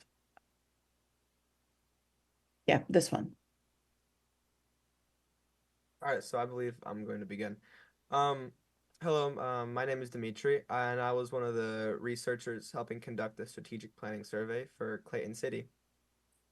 I wanted to get started by explaining how we conducted this survey, and as Brett said, we sampled almost 600 adults, but it was in between 500 and 600, and we reached them through an online survey, which was sent out through an anonymous link that was going through email and displayed on the city website. And the survey was open from December 7th, 2023, and lasted until the 3rd of January in 2024. next slide. To start, we wanted to see, also next slide, again. We'll skip the findings. To start, we wanted to see how the citizens of Clayton regard the city that they call home. And next slide. Our first question was, how would you rate Clayton as a place to live? In total, 97% of citizens find Clayton to be at least a great place to live. Specifically on this chart, we can see that 63% of residents marked Clayton as an excellent place to live and 34% as a good place to live. And along with how they feel about Clayton, we wanted to know what aspects of the city they valued the most. So next slide. Above all, 80% of the residents marked the low crime rate and safe environment as one of their top 3 most valued aspects of the city. Following the low crime rate, the residents valued the access to nature, with 56% marking it in their top 3. And then the feeling of security and the overall feel created by the maintained areas had approximately a third of residents valuing it at the top. Following this question, next slide, we asked an open-ended feedback question. The question was, what in your view makes our community a great place to live? We noted down the most mentioned themes from most to least on this diagram. And at the top, at the forefront of residents' priorities is the sense of safety and the low crime rate because of their appreciation for feeling safe. Then it's the strong sense of community, friendly neighbors, and the small town atmosphere that collectively contribute to a positive living experience. The next aspect was the proximity to nature. With easy access to hiking trails, open spaces, and the nearness to Mount Diablo State Park, residents find solace in the natural beauty that surrounds them. Then, the cleanliness and well-maintained environment was mentioned because the citizens seem to appreciate the aesthetic beauty as well as the commitment to cleanliness. The residents also cherish the quiet, serene environment along with the local events and activities around Clayton, which make it a great place for families. Paired with good schools and an overall family-friendly environment, Clayton is a very family-oriented city. And the least mentioned, but still a recurring theme, was the ease of access to nearby cities and amenities while still maintaining a distinct separation from urban congestion. Next slide. So after that question, we wanted to know what resources the citizens of Clayton valued most. So we asked, next slide, yeah, how important in the residents' opinion are the resources provided in your opinion? And the residents responded by stating how important each resident resource was, from extremely important, very important, and lower down. On this chart, we can see the percentage of residents that regarded each resource as extremely important or very important, and on the right is the cumulative or sum percentage, which shows an overall view of importance. By ranking the services based on the percentage of citizens that deem it the extremely important, we can see that at the top, the level of police services in Clayton are the highest valued aspect of the city, then followed by vegetation management and pedestrian safety, as well as traffic around schools, which, with each of these resources being deemed by almost half of the residents as extremely important. Moving on. So next slide. So we asked a look-alike question, but this time regarding the level of satisfaction that the residents feel with each of the resources. And along similar ranking with the cumulative sum on the right and extremely satisfied and very satisfied along the middle, we can see that the residents are extremely satisfied with the county library, level of policing, and the park and recreational amenities. While if we look at the bottom, we can see the resources that satisfied the least amount of residents, and those are the vegetation and weed management as well as the community development. On the next slide, by plotting the data collected on this sort of quadrant, with the importance being shown along the horizontal and the satisfaction being plotted along the vertical scale, we can see another useful way of depicting the data, and we should pay attention to the values in the upper right-hand corner, as they show us what resources are valued as most important to the residents and that which are most satisfying. These include the park and amenities, pedestrian-friendly paths, and the level of police services. However, if we look at the aspects in the bottom right-hand corner, we can see that pedestrian safety and traffic around schools, as well as vegetation management, are categorized as highly important, but the least satisfying to the residents. And now we will take a look at what the residents desire in terms of business. So next slide, and next slide. So to the question, what kinds of stores or services do you think our city could use more of? 65% of citizens demonstrated a desire for a farmer's market, with approximately 50% also selecting restaurants, bakeries, and even fresh produce. And by allowing for the option for any other businesses, we had 17% of residents produce some free responses, and we can see them on the next slide. Again, with a scale that shows the most mentioned businesses on top and the least mentioned on the bottom, we can see that the most mentioned businesses were family-friendly restaurants, especially breakfast places, followed by gas stations, and then retail and specialty shops such as Trader Joe's or boutique and gift shops. Then slightly less mentioned were community spaces and recreational facilities, but those would add a bit more entertainment for families and younger children. And then from here on, I'd like to pass it on to Lydia. Thanks, Dmitry. Next slide, please. Next, we will talk about the key question in the survey that has to do with the community aspirations and budget priorities. We came at that question in several ways. We first asked a question about the next 5 years. Looking ahead to the next 5 years, what are the top 3 areas you would want for us to prioritize and improve? So in a way, you're looking right now at the long-term priorities.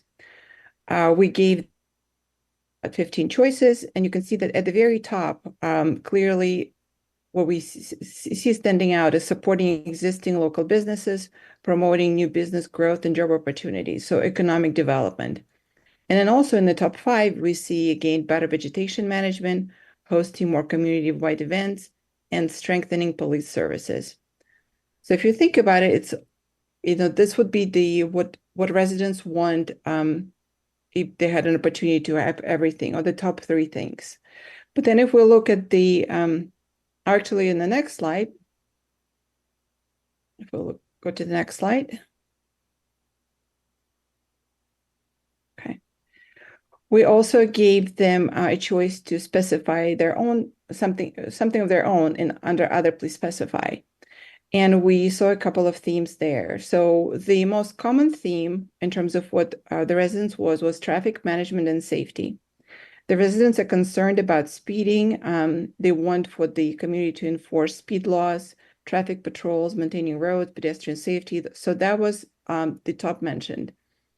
They also mentioned community development and amenities. There was a lot of quotes and mentions of preservation of the small town feel, maintaining green spaces, improving infrastructure, and really fostering a family-friendly atmosphere through recreational activities.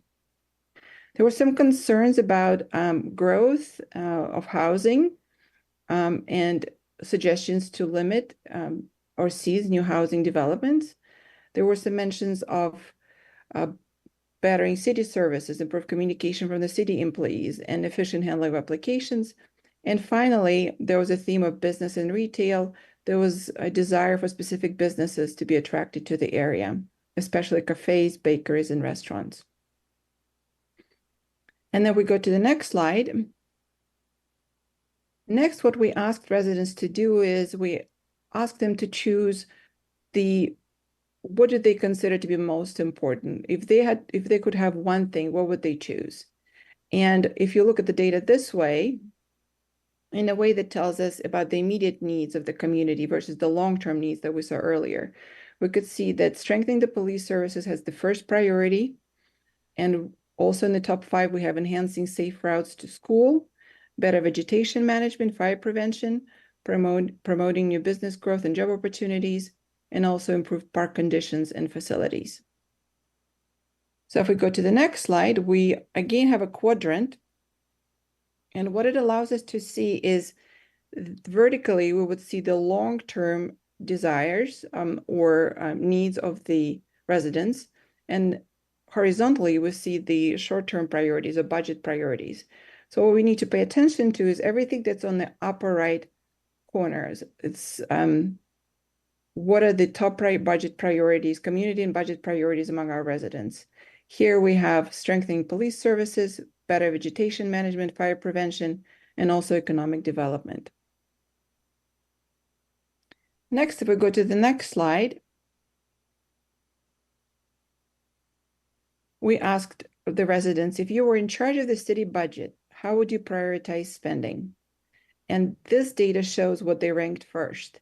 You can clearly see that they ranked public safety, including increased traffic control, continued community policing, by far the most important item for the city budget. And the next one is economic development, supporting existing businesses and developing new ones. Next, if we go to the next slide, we said, if the city of Clayton needed to manage a budget shortfall, how would you feel about the following potential cuts aimed at balancing the city's budget? We wanted to know what would the residents be willing to let go of if we had to make room for higher priorities. So here you can see the areas or items that they would be letting go, not letting, I guess they would consider, they would be fine with cutting. And they do think it's a tough choice, but they think those are necessary. So in this chart, we can see the ranking based on the completely fine, it's a tough choice, but necessary. So what are they willing to cut? The first is the reduction in city technology maintenance. Then after that, we see slower response times for permits would be acceptable.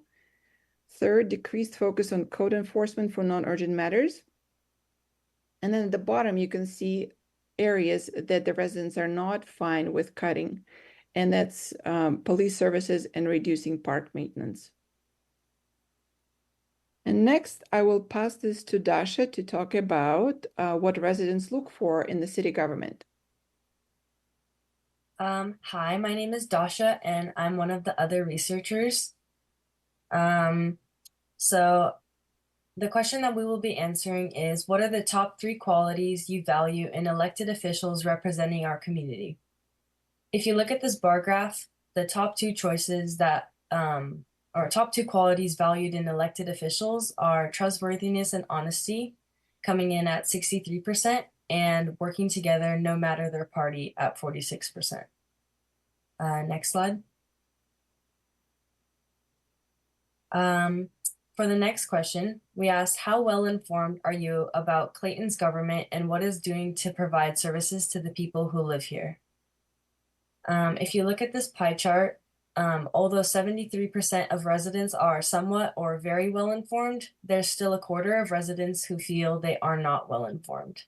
This is the area that we want to continue to improve on. Next slide. Here we're answering, how would you like to stay informed and updated by the city government? Which communication channels do you prefer? According to residents, they prefer to have the Clayton website, city alerts or notifications, and newsletters or informational materials.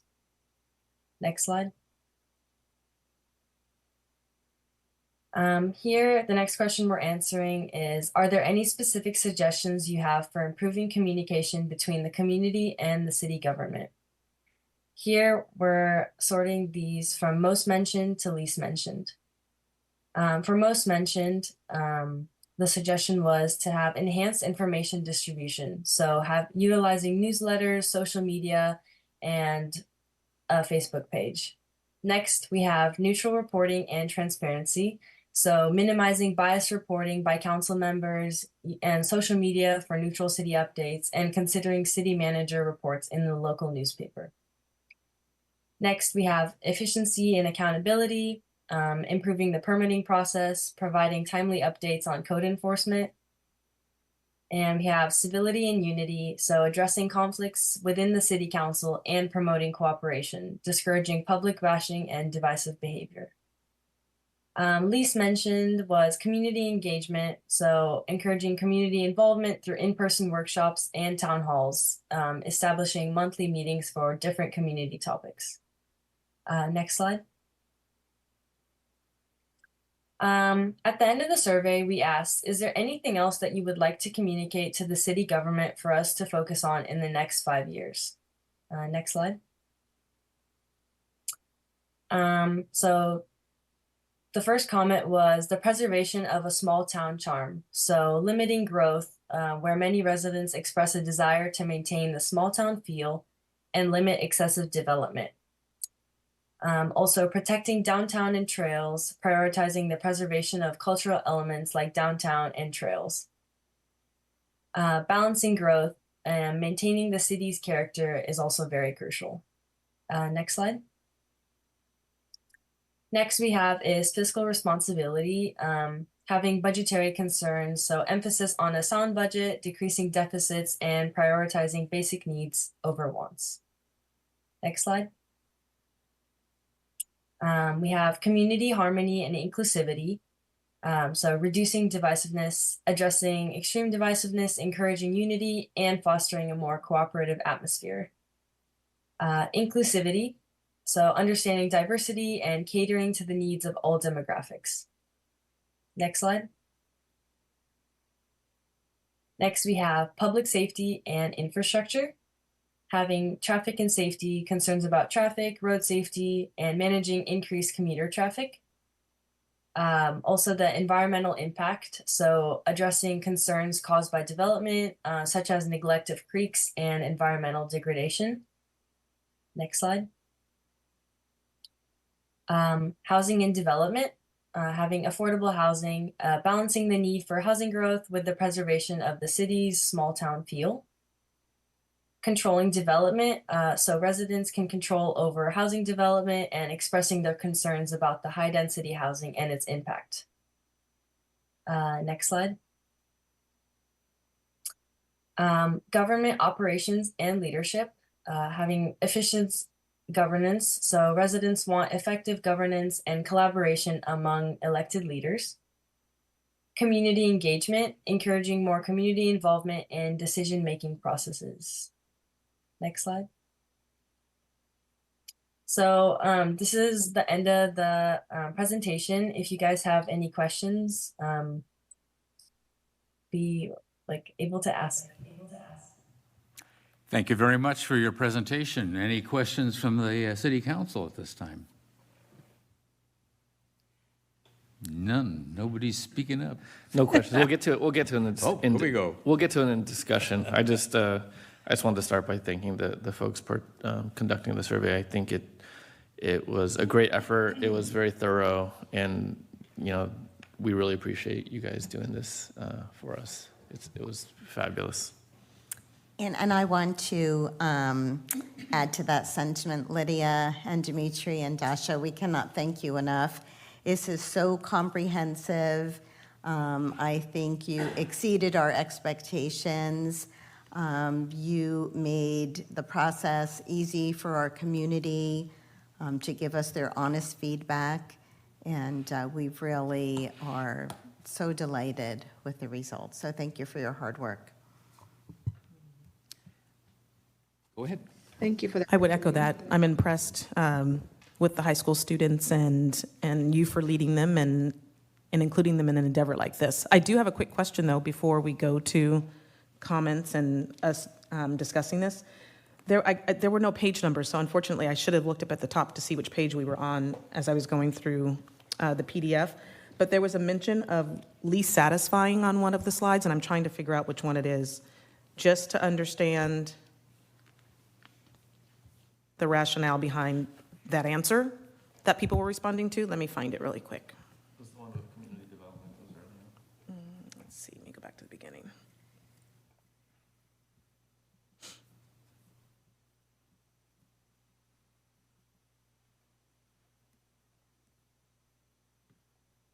What was it about, the vegetation management and community development? It might have been, let me see where it is.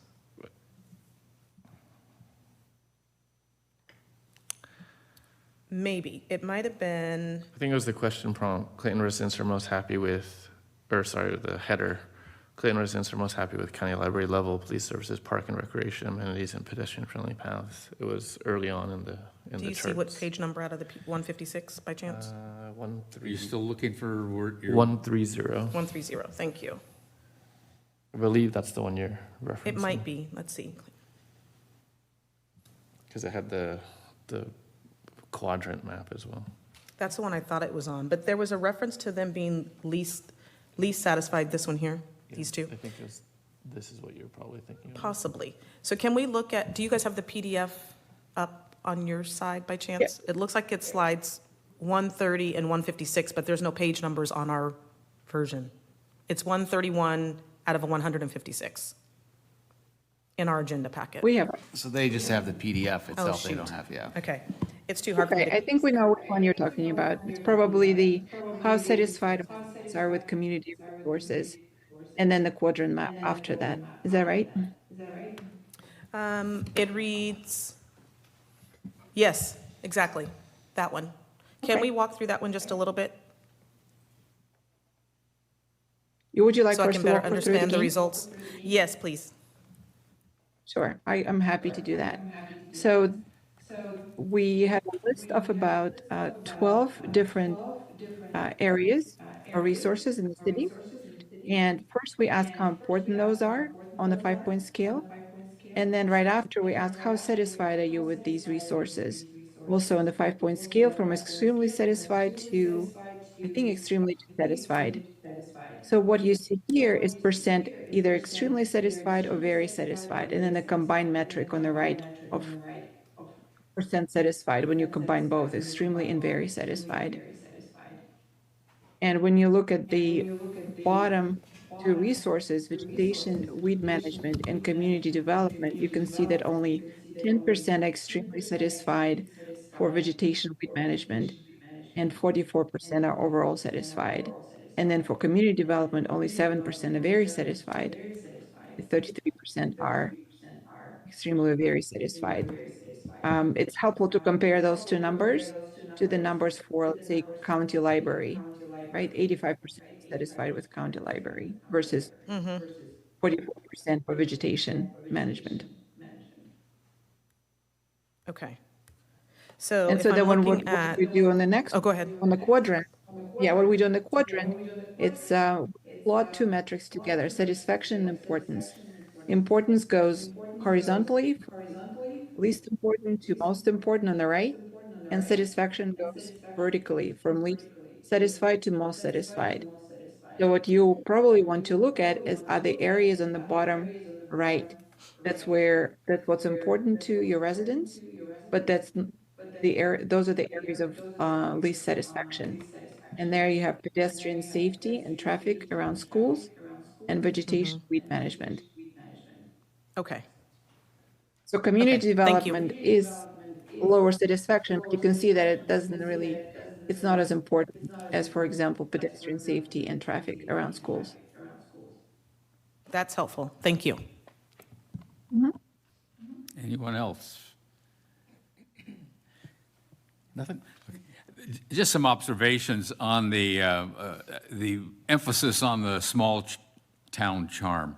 I find that a very striking thought. And there's some challenges in order to maintain that, I guess, is from my perspective. One minor thing that really caught my attention was the fact that the 60+% would love to have the farmers market back. Yet, unfortunately, the vendors had such a low turnout at the end that it was really not financially viable for them to come out and set them up because they were not getting the level of business they needed to be successful. So I think that there's still a desire but the problem was getting the people out there on a Saturday morning to actually participate. Okay, if there's nothing else from the council, I'm going to open up for public comment and see if we have anybody on the line. There are no speakers online for this item. No one on the line. Anybody? You have any cards for people? Anybody want to speak? Walk forward. Yeah, come up to the microphone. And then fill a card out after the end of the, thank you. There we go. Hi, Lauren Kindorf. And I just want to speak to the small town feel and the small town. I just want everybody to remember that there are laws as far as that go beyond little small town Clayton into our state that we must abide by. And so to be promoting like, well, if we don't want anybody else to come in, which to me is very sad.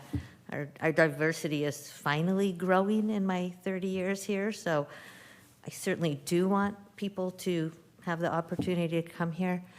And, but yes, there are state laws, and so I just hope all of our elected officials and our city officials realize, or our city, staff, which I do believe is the case, realize that we have to follow those. So if there's land that's available and that is, use, we have to accept that people may come in, people may want to sell that, people may want to develop, and it is beyond the control of the teeny group of people that don't want anybody else here. It's a fear, and I've seen it development after development since I've lived here, and then people come in and you're like, hey, that's a cool group of people. So let's make sure that our council is promoting the fact that we have laws to follow and not promoting, let's try to subvert all these things and raise a ruckus. So I appreciate everybody and what you do. Thank you. Anyone else for public comment on this item? Seeing none, closing public comment, bring it back. And actually, there's no action required on it, or is there? This is just an update. This is just providing you and the public the information, correct, Mayor? Yeah, okay.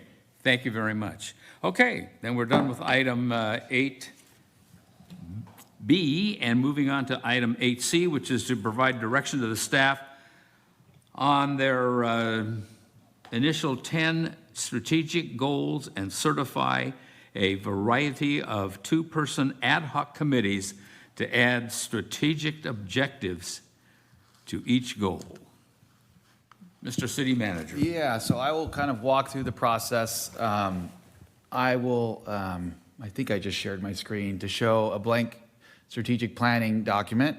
And so part of what I talked about earlier before was that the community survey was step 1.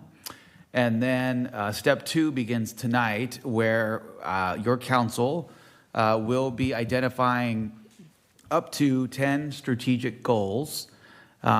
We will be working through one council member at a time. So essentially, each council member will give their top strategic goal. I will list them all out, and then we'll go back around again. This way, everybody potentially at least gets their top one or close to it on the list. We'll go back around, and when we have all 10 up, we will discuss if there's consolidation that needs to happen. There may be overlap, obviously.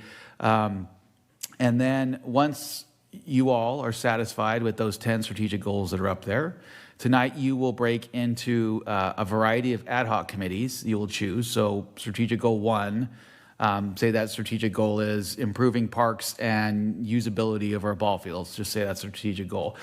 2 of you, you'll agree that 2 of you, after we get them all up there, will pick who will be on that ad hoc committee.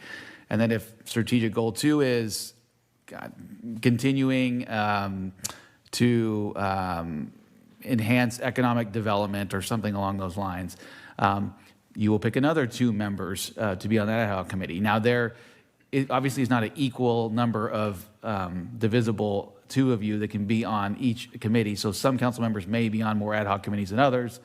As we've talked about in private about this, trying to ensure there's as much equitable distribution of labor as possible would be great. You all will then, between the 6th and the 20th, those ad hoc committees will get together and you will essentially provide a strategic objective to attach to the goal. So back to the example of improving our parks and usability of ball fields, it could be doing a feasibility study to see, the strategic objective could be a feasibility study to see how we could potentially add a fourth ball field or add lighting to the ball fields, could be the direction that you provide in that strategic objective. And we only are looking for that ad hoc committee to come up with one strategic objective for that specific strategic goal. And that's really just because staff's ability to do more than that is probably not realistic. You all will bring that back to the February 20th meeting. At that point, you will review the strategic goals with the strategic objectives attached to each, and you will then select that list from 10 to 5 in total. And that 5 will be kind of the driving force for us for kind of the next few years of bigger strategic work on top of our day-to-day work. When we do budgeting, we look at resource development to those things, that will be our focus. It doesn't mean the 5 not chosen go away. So essentially, if we were to complete a strategic goal sooner than we thought or within that time frame, we would bring back that list to you of 5 that weren't chosen and then allow you to decide which one you'd want to kind of bring back into the fold in the conversation. So this is a good kind of provides us good direction, high-level direction from your council, and it all obviously culminates with a resource discussion on March 5th that has some relation to this, but also day-to-day operational relations as well. I will try to moderate just the process as you guys go through, to consolidate and do different things along the way this evening. But with that, I'm happy to answer any questions on process before I turn it over to the mayor to begin getting your strategic goals.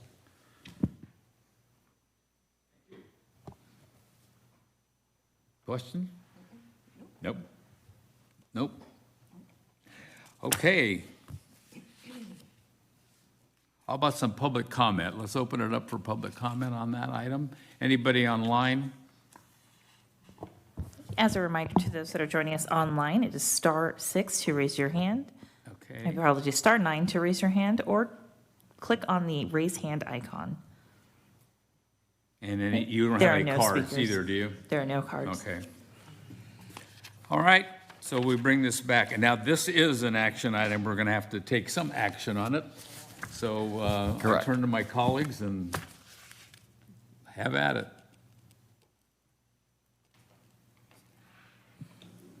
Go ahead. Okay, I'll throw one out. Okay. Mine would be, and I don't know how, we can wordsmith it later, but mine deals with public safety, infrastructure, and accessibility. Okay. Do you want to know what that encompasses so that it makes sense to everybody? So for me, it's not only our sidewalks, traffic safety, as well as making sure that, let me go to my little notes I made earlier. So you've got traffic safety, ADA compliance, so that encompasses the public safety and the accessibility, and it's also part of the infrastructure to make sure that we are maintaining our roads and our sidewalks, as well as all of our facilities. So public safety, infrastructure, and accessibility. So I have that almost exact same thing as one of mine. So I don't know if we want to go that quickly and say, hey, do we want to work on that? Because I have the same: improved roadways, streets, walkways, pedestrian safety, safety around schools, ADA improvements, improved accessibility, sidewalks, walkways, curb painting.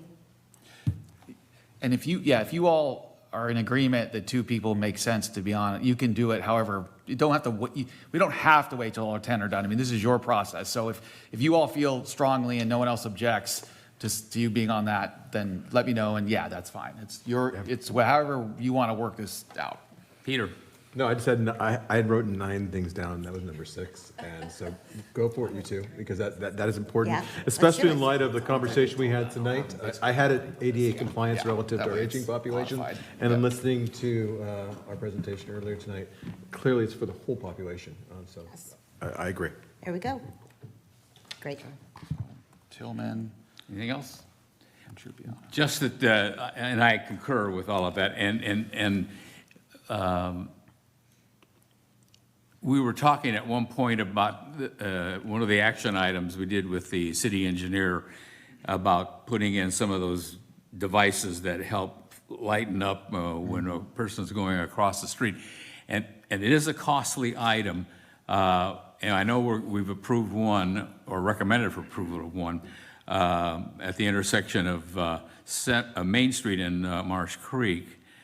But in light with this, we need, I think, to brighten up the painting on those. Go over to Concord. I mean, they have really done I don't know what they did to upgrade all of those streets and walkways. Just food for thought. So I think that is, but that's good information, Mayor, when Vice Mayor and Council Member Tillman take this on for the strategic objective. It can be something along the lines of ensuring our capital improvement program identifies resources and funding for the things you're mentioning. What you're talking about is it's thermal paint now that's used instead of the very old school paint and those little spot things that you see on the grounds. And that's what we should be moving to in the community, yes. But it gives you some sense of the objective to try to look for when the community. Thank you for that. Anything else? Have you got sufficient direction that we need to do, or do we need to vote on this? No, that's one, and I think get the whole list down and your whole ad hoc committees, and I'll have you approve the whole list in one vote. That way it's not piecemeal together, yeah. Following on the two gentlemen who showed up regarding the Clayton baseball, I coached travel girls soccer team, and we had to go to other cities to find practice fields at night, especially in the wintertime. So I totally understood their concerns. So throwing in community parks and recreations, I can't tell you how many people told me that they also want pickleball courts, et cetera. Okay. So just throwing that in, that's something we should talk about as far as recreation, additional recreation. I'd love to be on that committee. Okay. Yeah, I actually had numerous conversations with both the baseball organizations in town, and I think that there's a path forward. So I definitely had that on mine as well. Just the I don't know how to describe it, but not necessarily. I would just say, for lack of a better term, the expansion of the usability of some of our facilities. So am I hearing potentially then Councilmember Cloven and Juan, you would be on that strategic goal to come up with an objective? Could be a feasibility study to improve the types and use of recreation or something like that. I mean, you guys will dig into that, but is that an okay twosome? Okay. I just have one quick question, because that was one of mine too. At what point do I share with them what I would like them to also consider? Not now, ever? Mala shaking her head no. So, I mean, if again, this is your process. So, if you feel like you would like the members to know something, I think doing it in this public forum today is the time to do it, because once they break off, it is their only conversation that should be having for that specific topic. Perfect. I hope that you guys consider that and move forward with it, because I do support exactly what the Mavericks organization was talking about. I haven't talked as much to the Little League, although I know a lot of them, but I was more involved with the Mavericks piece, so I like that. The only other thing I'd add is definitely thinking of other youth-friendly things to do in town, because that was another one of mine. If there's some way to incorporate that as you guys are thinking about it, not just about the ball fields, but what are other things that our youth can do? Because I think that that's a missing piece, and then I'll get to the aging population later, because I think both of those are missing in our city endeavors. Thank you. Anything else you need from the city council? Well, we've got two. Does anyone else have? Yeah, it's two. Yeah, I mean, All right. you can tell me however many you want. I'm waiting for you all to I'm open ready up to the throw out a floodgates and third. tell me what you want. Can I throw out one? Go right ahead. Okay. This is kind of my Ballywick economic development. And in my notes here, I've got bringing right-size relevant businesses to Clayton that the community will support, promoting available spaces throughout the city, the downtown and our shopping center, growing the number of families with children that are moving into our community, community center for teens, senior events, bingo, spaghetti dinners. I don't know, I think we could have a lot of fun if we had a community center, and farmers market. I did already reach out to the Pacific, Pacific Coast Farmers Market, and I haven't heard back from them, but other community-based events. So I kind of put that all under economic development. if anybody wants to work with me on that, or you think that's important. Actually, but- that was number one on my list. Developing a plan to incentivize our downtown or small businesses generate tax revenues, just, that's something I've been passionate about for a while. I'd love to serve with you on that. Okay. All right, Everybody good, good that's with good, that? okay. Trupiano and Councilmember Awesome. Clement, okay. And I'm going to Thank do what I you. just did before and just ask that there's definitely something that incorporates our aging population and activities so that it's more inclusive for them, because I think that there's events that happen in town, but they're not necessarily accessible to them, and ways that we can include them more, whether it's going out to them, inviting them, making sure that they know about the events, getting them to the events, et cetera. If you guys can noodle on that. And community center, I would love. I think that you can get the young and the aging population involved in both of those, so. And again, I'm very involved with the Clayton Valley Yes. Village, not just as a volunteer, but Mhm. having attended their last strategic planning session, where we got this wonderful idea to do this from the Clayton Valley Village good. Board. So, yeah, we'll incorporate that. Very good. Thanks. Peter, do you have anything else? On this item, or Yep. a new item? Go ahead. Your red light is on. I think it needs to be said, we're just talking about community safety. I think that you talked about first, but in general, it's about supporting our police department, which I think we've already done in this meeting tonight.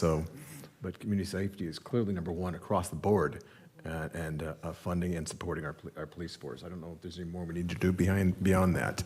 Well, it's up to your council, but if you make it a strategic goal, when we look at resource allocation, right, it does help us to know that that's a priority.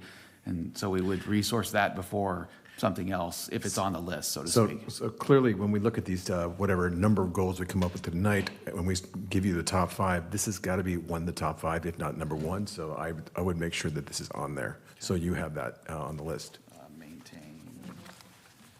And does your council feel like there needs to be specific objectives around that, like maintaining salaries? I don't mean that to get an answer today, but I mean that to say, do you two of you need to be on an ad hoc committee to develop that strategic objective related to that goal?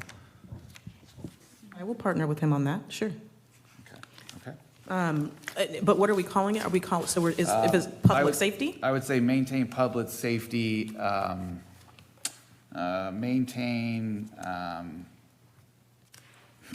And the reason why I'm asking that is Yeah. because the only other one I had that kind of goes under public safety, and I didn't necessarily say it under number one, is fire prevention, disaster preparedness. That, to me, that also incorporates public safety, but I don't want to minimize the police officer piece. So I'm happy with that being Yeah, I would say. my second one. Yeah, I'd say. And his being, you see what I mean? Yes, I do. Okay. Let's leave it just as police. So, Yeah. maintain a vibrant, police force. If I wordsmith it, I'll let you all know, but that's where my head goes. If you have any other thoughts on what to call a goal, I'm happy to change it. And that was Councilmember Cloven and Tillman? Okay. Okay. Mr. Wan. Oh, my mic's on. My number one priority is always balancing the budget. So I only had three, and Is there a specific way you want to mention that, or just like maintaining fiscal prudency or something like that? And balancing the budget. I have some ideas around that. And again, we don't have to be on the same ad hoc committee together, but that was maybe one of my top, and it was thinking about revenue generating ideas, what's changed over the years to cause our budget deficit. Are we increasing spending? Has it been increased spending, less taxes, fixing things that haven't been addressed in years? I think it's probably a combination. Do we look at a sales tax generator, real estate tax, parcel tax, cost-cutting measures, staffing, services? So if you want to partner on that, I'd be, and then I'm not taking any more. Yeah, affirmative. Yeah, because we only have 2 weeks. Okay, Yep. let's do it. And again, just a reminder, we only want one objective of each goal, so, I think really make it concise as possible on what Okay. you'd want to do with it.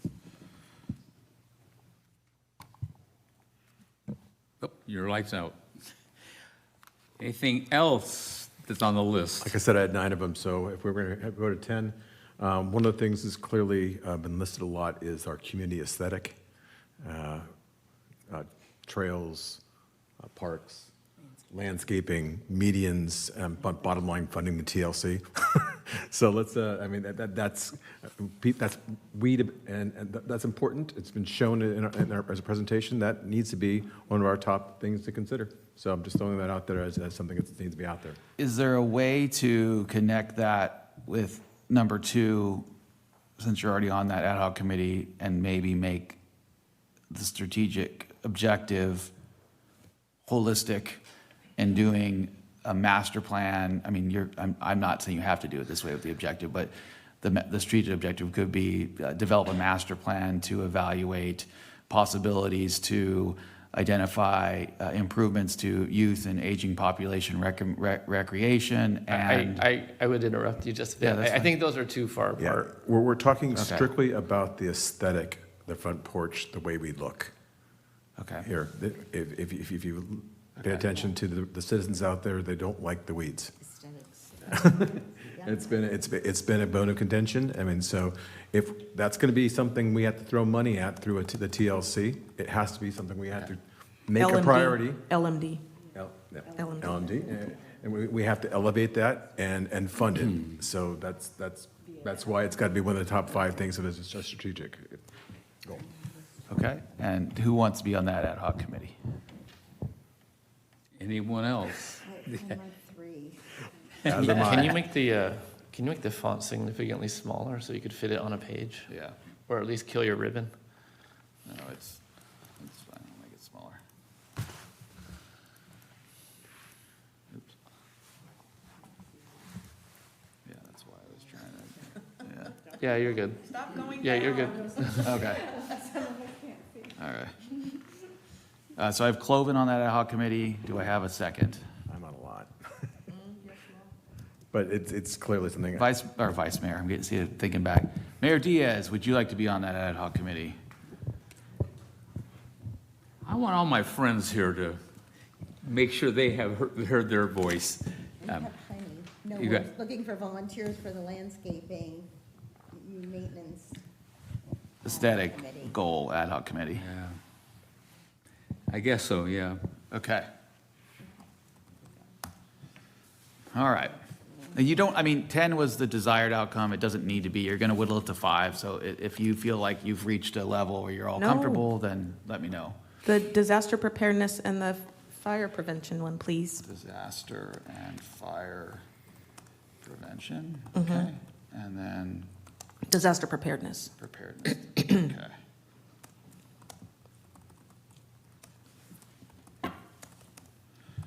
Does that include like our CERT program? You know, I think the objective could be a variety of things. It could be develop a long-range strategy about educating the community as the objective, or it could be develop specific programs to help educate the community. I think try to stay as best you can on the objectives around very specific tactical things. I think that's what my office will bring back as we kind of assess these and bring them back to your council for further discussions. To try to keep the objectives big and broad if you can when you're in your work. So Councilmember Tillman, I have on this ad hoc. Anyone would like to join Councilmember Tillman?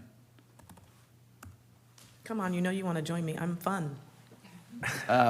Mayor Diaz, would you like? Yeah, throw me on that one as well. Yeah. Okay, I thought you might be interested in that one. I want to work with Holly. See? Any more?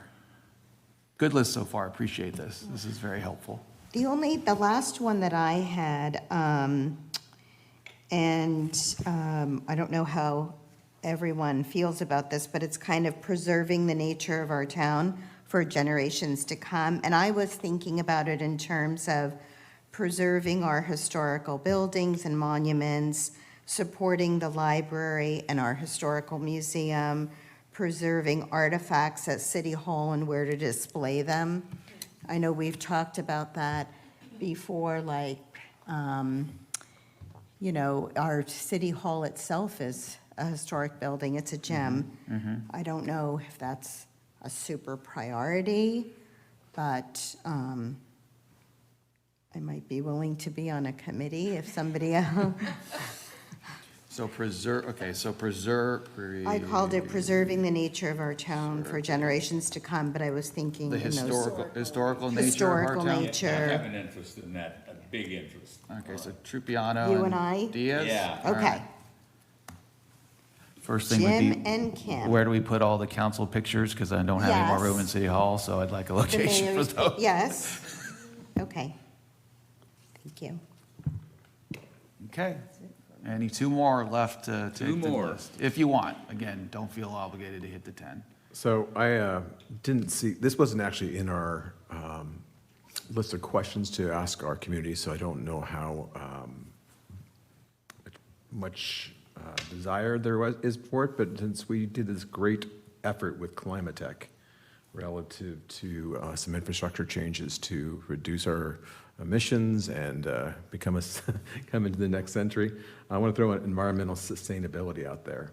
And the reason why I throw that as an objective is that we like to think that we're similar to communities like Moraga, Lafayette, and Piedmont, and all three of those cities have community action plans, or climate action plans.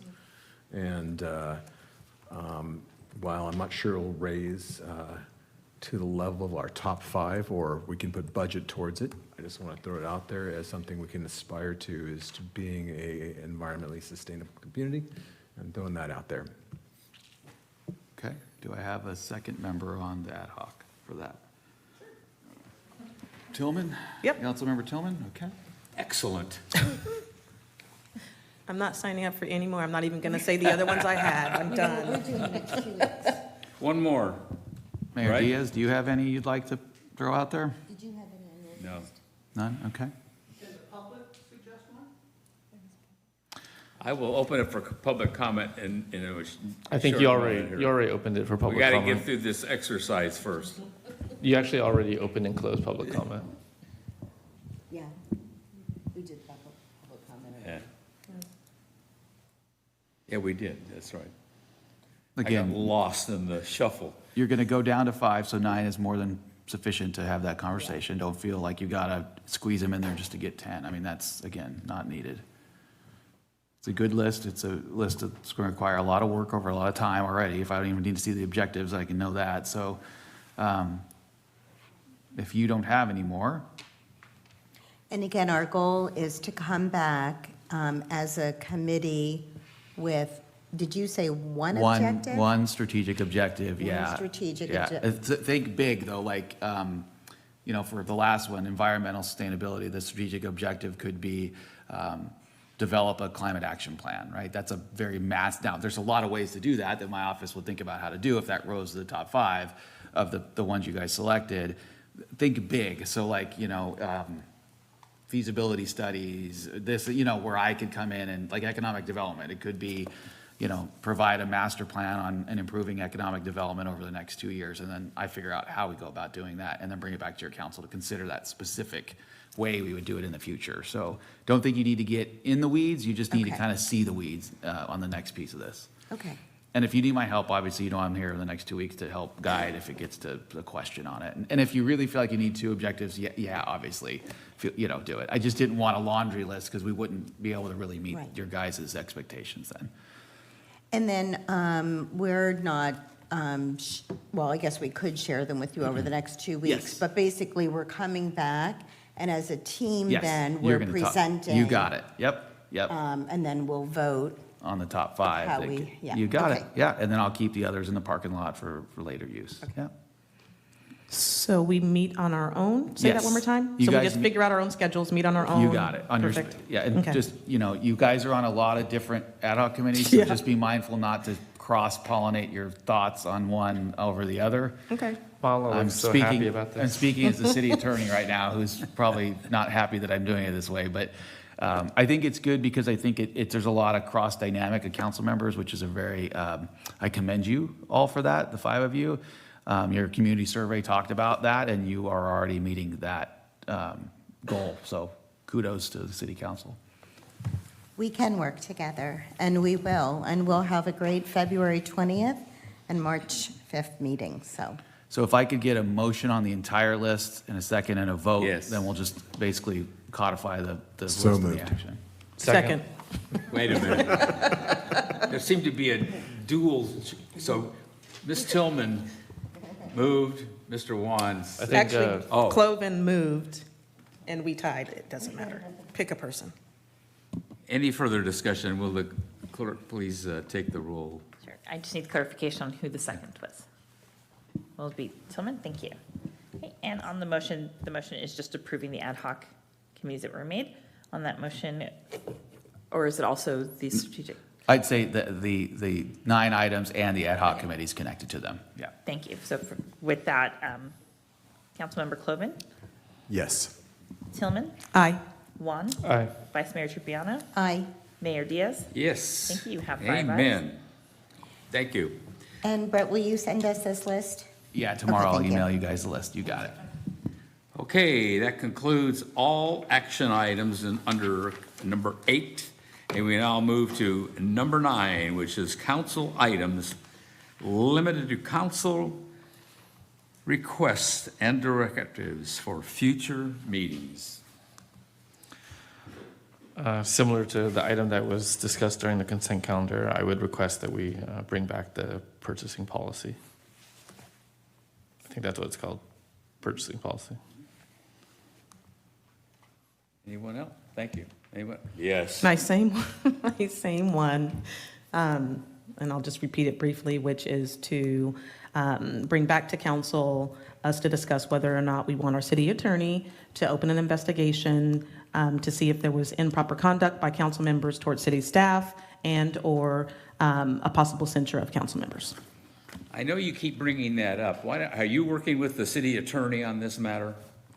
No, I'm asking if we can discuss it as a council and whether or not we want her to use Well, I any of mean, her time. I want to So know no. what the conclusion is going to be on this, okay?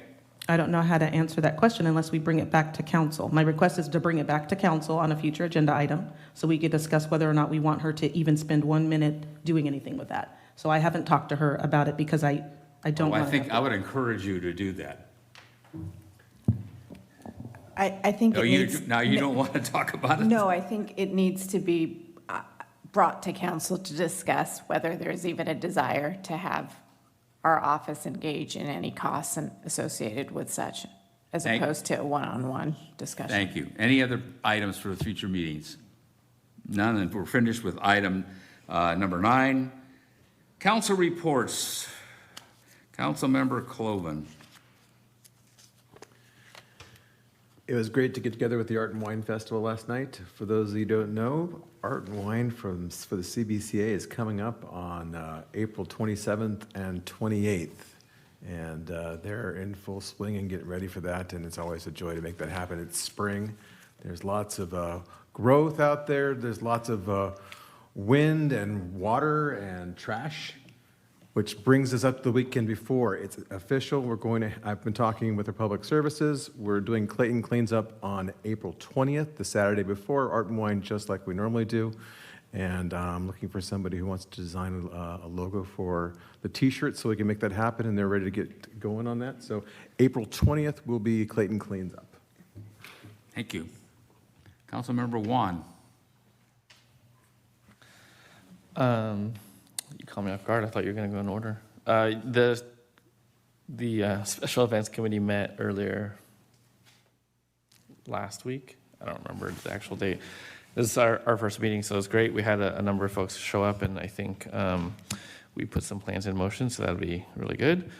I had several emails and phone calls with lots of folks, and that is the end of my report. Thank you. Councilmember Tillman. Thank you, Mayor. I had meetings with Clayton Pride, several of those. I had meetings with our city manager. I also met and spoke to several residents, one regarding the mice that we've already talked about, but also talking about accessibility in town. I also had my Community Services Policy Committee for the League of California Cities. That was on the 18th. We had a discussion on aging, where we had the California Department on Aging also presented to us, as well as Choice in Aging and Empowered Aging. And so it was great to have that conversation with everybody throughout the state to talk about how we can better serve our aging population, which is why you heard the theme that I was bringing forth tonight. A little bit of the updates that we talked about as a policy committee. Let me just give you those. We talked about safeguarding our local revenues and bolstering local economic development. So that's great that you guys are going to have that committee. Strengthening climate change resiliency and disaster preparedness.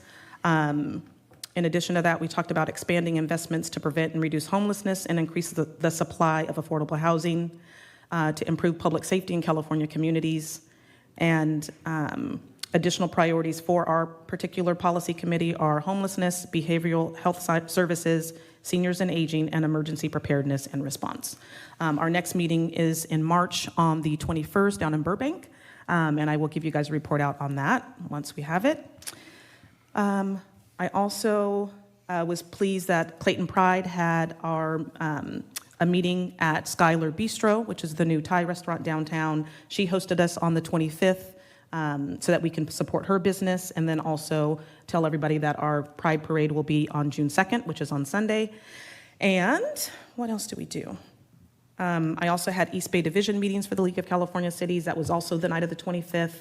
And I had my Mount Diablo Education Foundation Board meeting last night. I was sorry to miss the Art and Wine Festival meeting, but wanted to let everybody know that we will be holding a bocce tournament at the bocce courts, and that will be on Saturday, May 11th. If anybody wants to form a team, we are looking for 16 teams. We have about 10 now, so there are about 6 left, and it's $400 to join. And that money, those proceeds, serve all of the schools within the district for STEAM, which is science, technology, engineering, art, and math. So we send students to science camp. We have gardens at the local elementary schools. And we also we support robotics clubs. So May 11th, bocce tournament, if anybody's interested. And that's the end of my report. Thank you. Vice Mayor Trupiano. Thank you, Mayor. I'll try to be as brief as possible. I went to an interesting town hall at the Oakhurst Country Club on January 18th, where they introduced their new general manager. Her name is Noreen, and I don't know if anybody else was there, but there were hundreds of people. And they also have a new property management company, Troon. So they're talking about doing some sizable improvements to the golf course and the clubhouse. The next day, I went to coffee with Ken Carlson, our district supervisor, and he was at Endeavor Hall, which was a wonderful turnout and very informal, just an opportunity to ask him questions. On January 25th, City Manager Brett and I attended the Clayton Library Refresh meeting with the county representatives. Our library is getting a refresh. We're hoping it will be this year. And we'll bring it back to the council when we talk about what the city's role will be and funding. The county is providing architectural and design services, and the foundation will be providing some support as well. And I do want to say, too, that the Clayton Community Library Foundation will be holding their annual meeting here in this room on March 12th at 6:30 p.m. And all are welcome to learn more about the Library Foundation. I also attended on January 25th, that night, the East Bay Leadership Council, of which I'm on the board, and the executive committee had their annual event at the Hilton. And it was actually very interesting. John Quinones from ABC was our guest speaker. Peter was there. Holly was there. It was really a lot of fun. Then Monday, January 29th, that morning, I had a one-on-one with our district supervisor, Ken Carlson, and our representative, Alejandra Sanchez, and it was very, very interesting. I'm going to be taking a tour of the animal shelter on February 22nd to learn more about some of the challenges that they're having right now, and they were very interested in our library refresh project. As Councilmember Juan said, we had that afternoon our city-sponsored special events committee meeting, and thank you Stephanie for taking great notes and doing such a good job. Again, it's our 60th anniversary of our city, and that celebration, we're hoping to do something in March, maybe in conjunction with our first mayor's 103rd birthday, Mayor Hoyer. We're also going to be incorporating the theme of the 60th anniversary into our 4th of July parade. And the library is going to get involved in some children's activities for the 60th anniversary. So more to come on that. And of course, Concerts in the Grove, Classic Car Show. We are looking for sponsors for all of those. And I do have some multi-event packages available. If anybody wants materials, let me know. And then I understand on February 4th, Clayton Valley Village had their annual meeting, which I missed. I was out of town, but there were over 50 people in attendance, and they were expecting 31. So that's a good turnout, which says a lot of folks are interested in that organization. So that's my report. Thank you. Thank you very much. On the 18th of January, I attended the County Connection Board meeting, which was interesting in that for a period of time we were unable to bring in a lot of the operators that retired, and we had something like a dozen of them that retired, and they're all the way from 20 years to 30 plus years of service. Great tribute to the people that keep the buses rolling.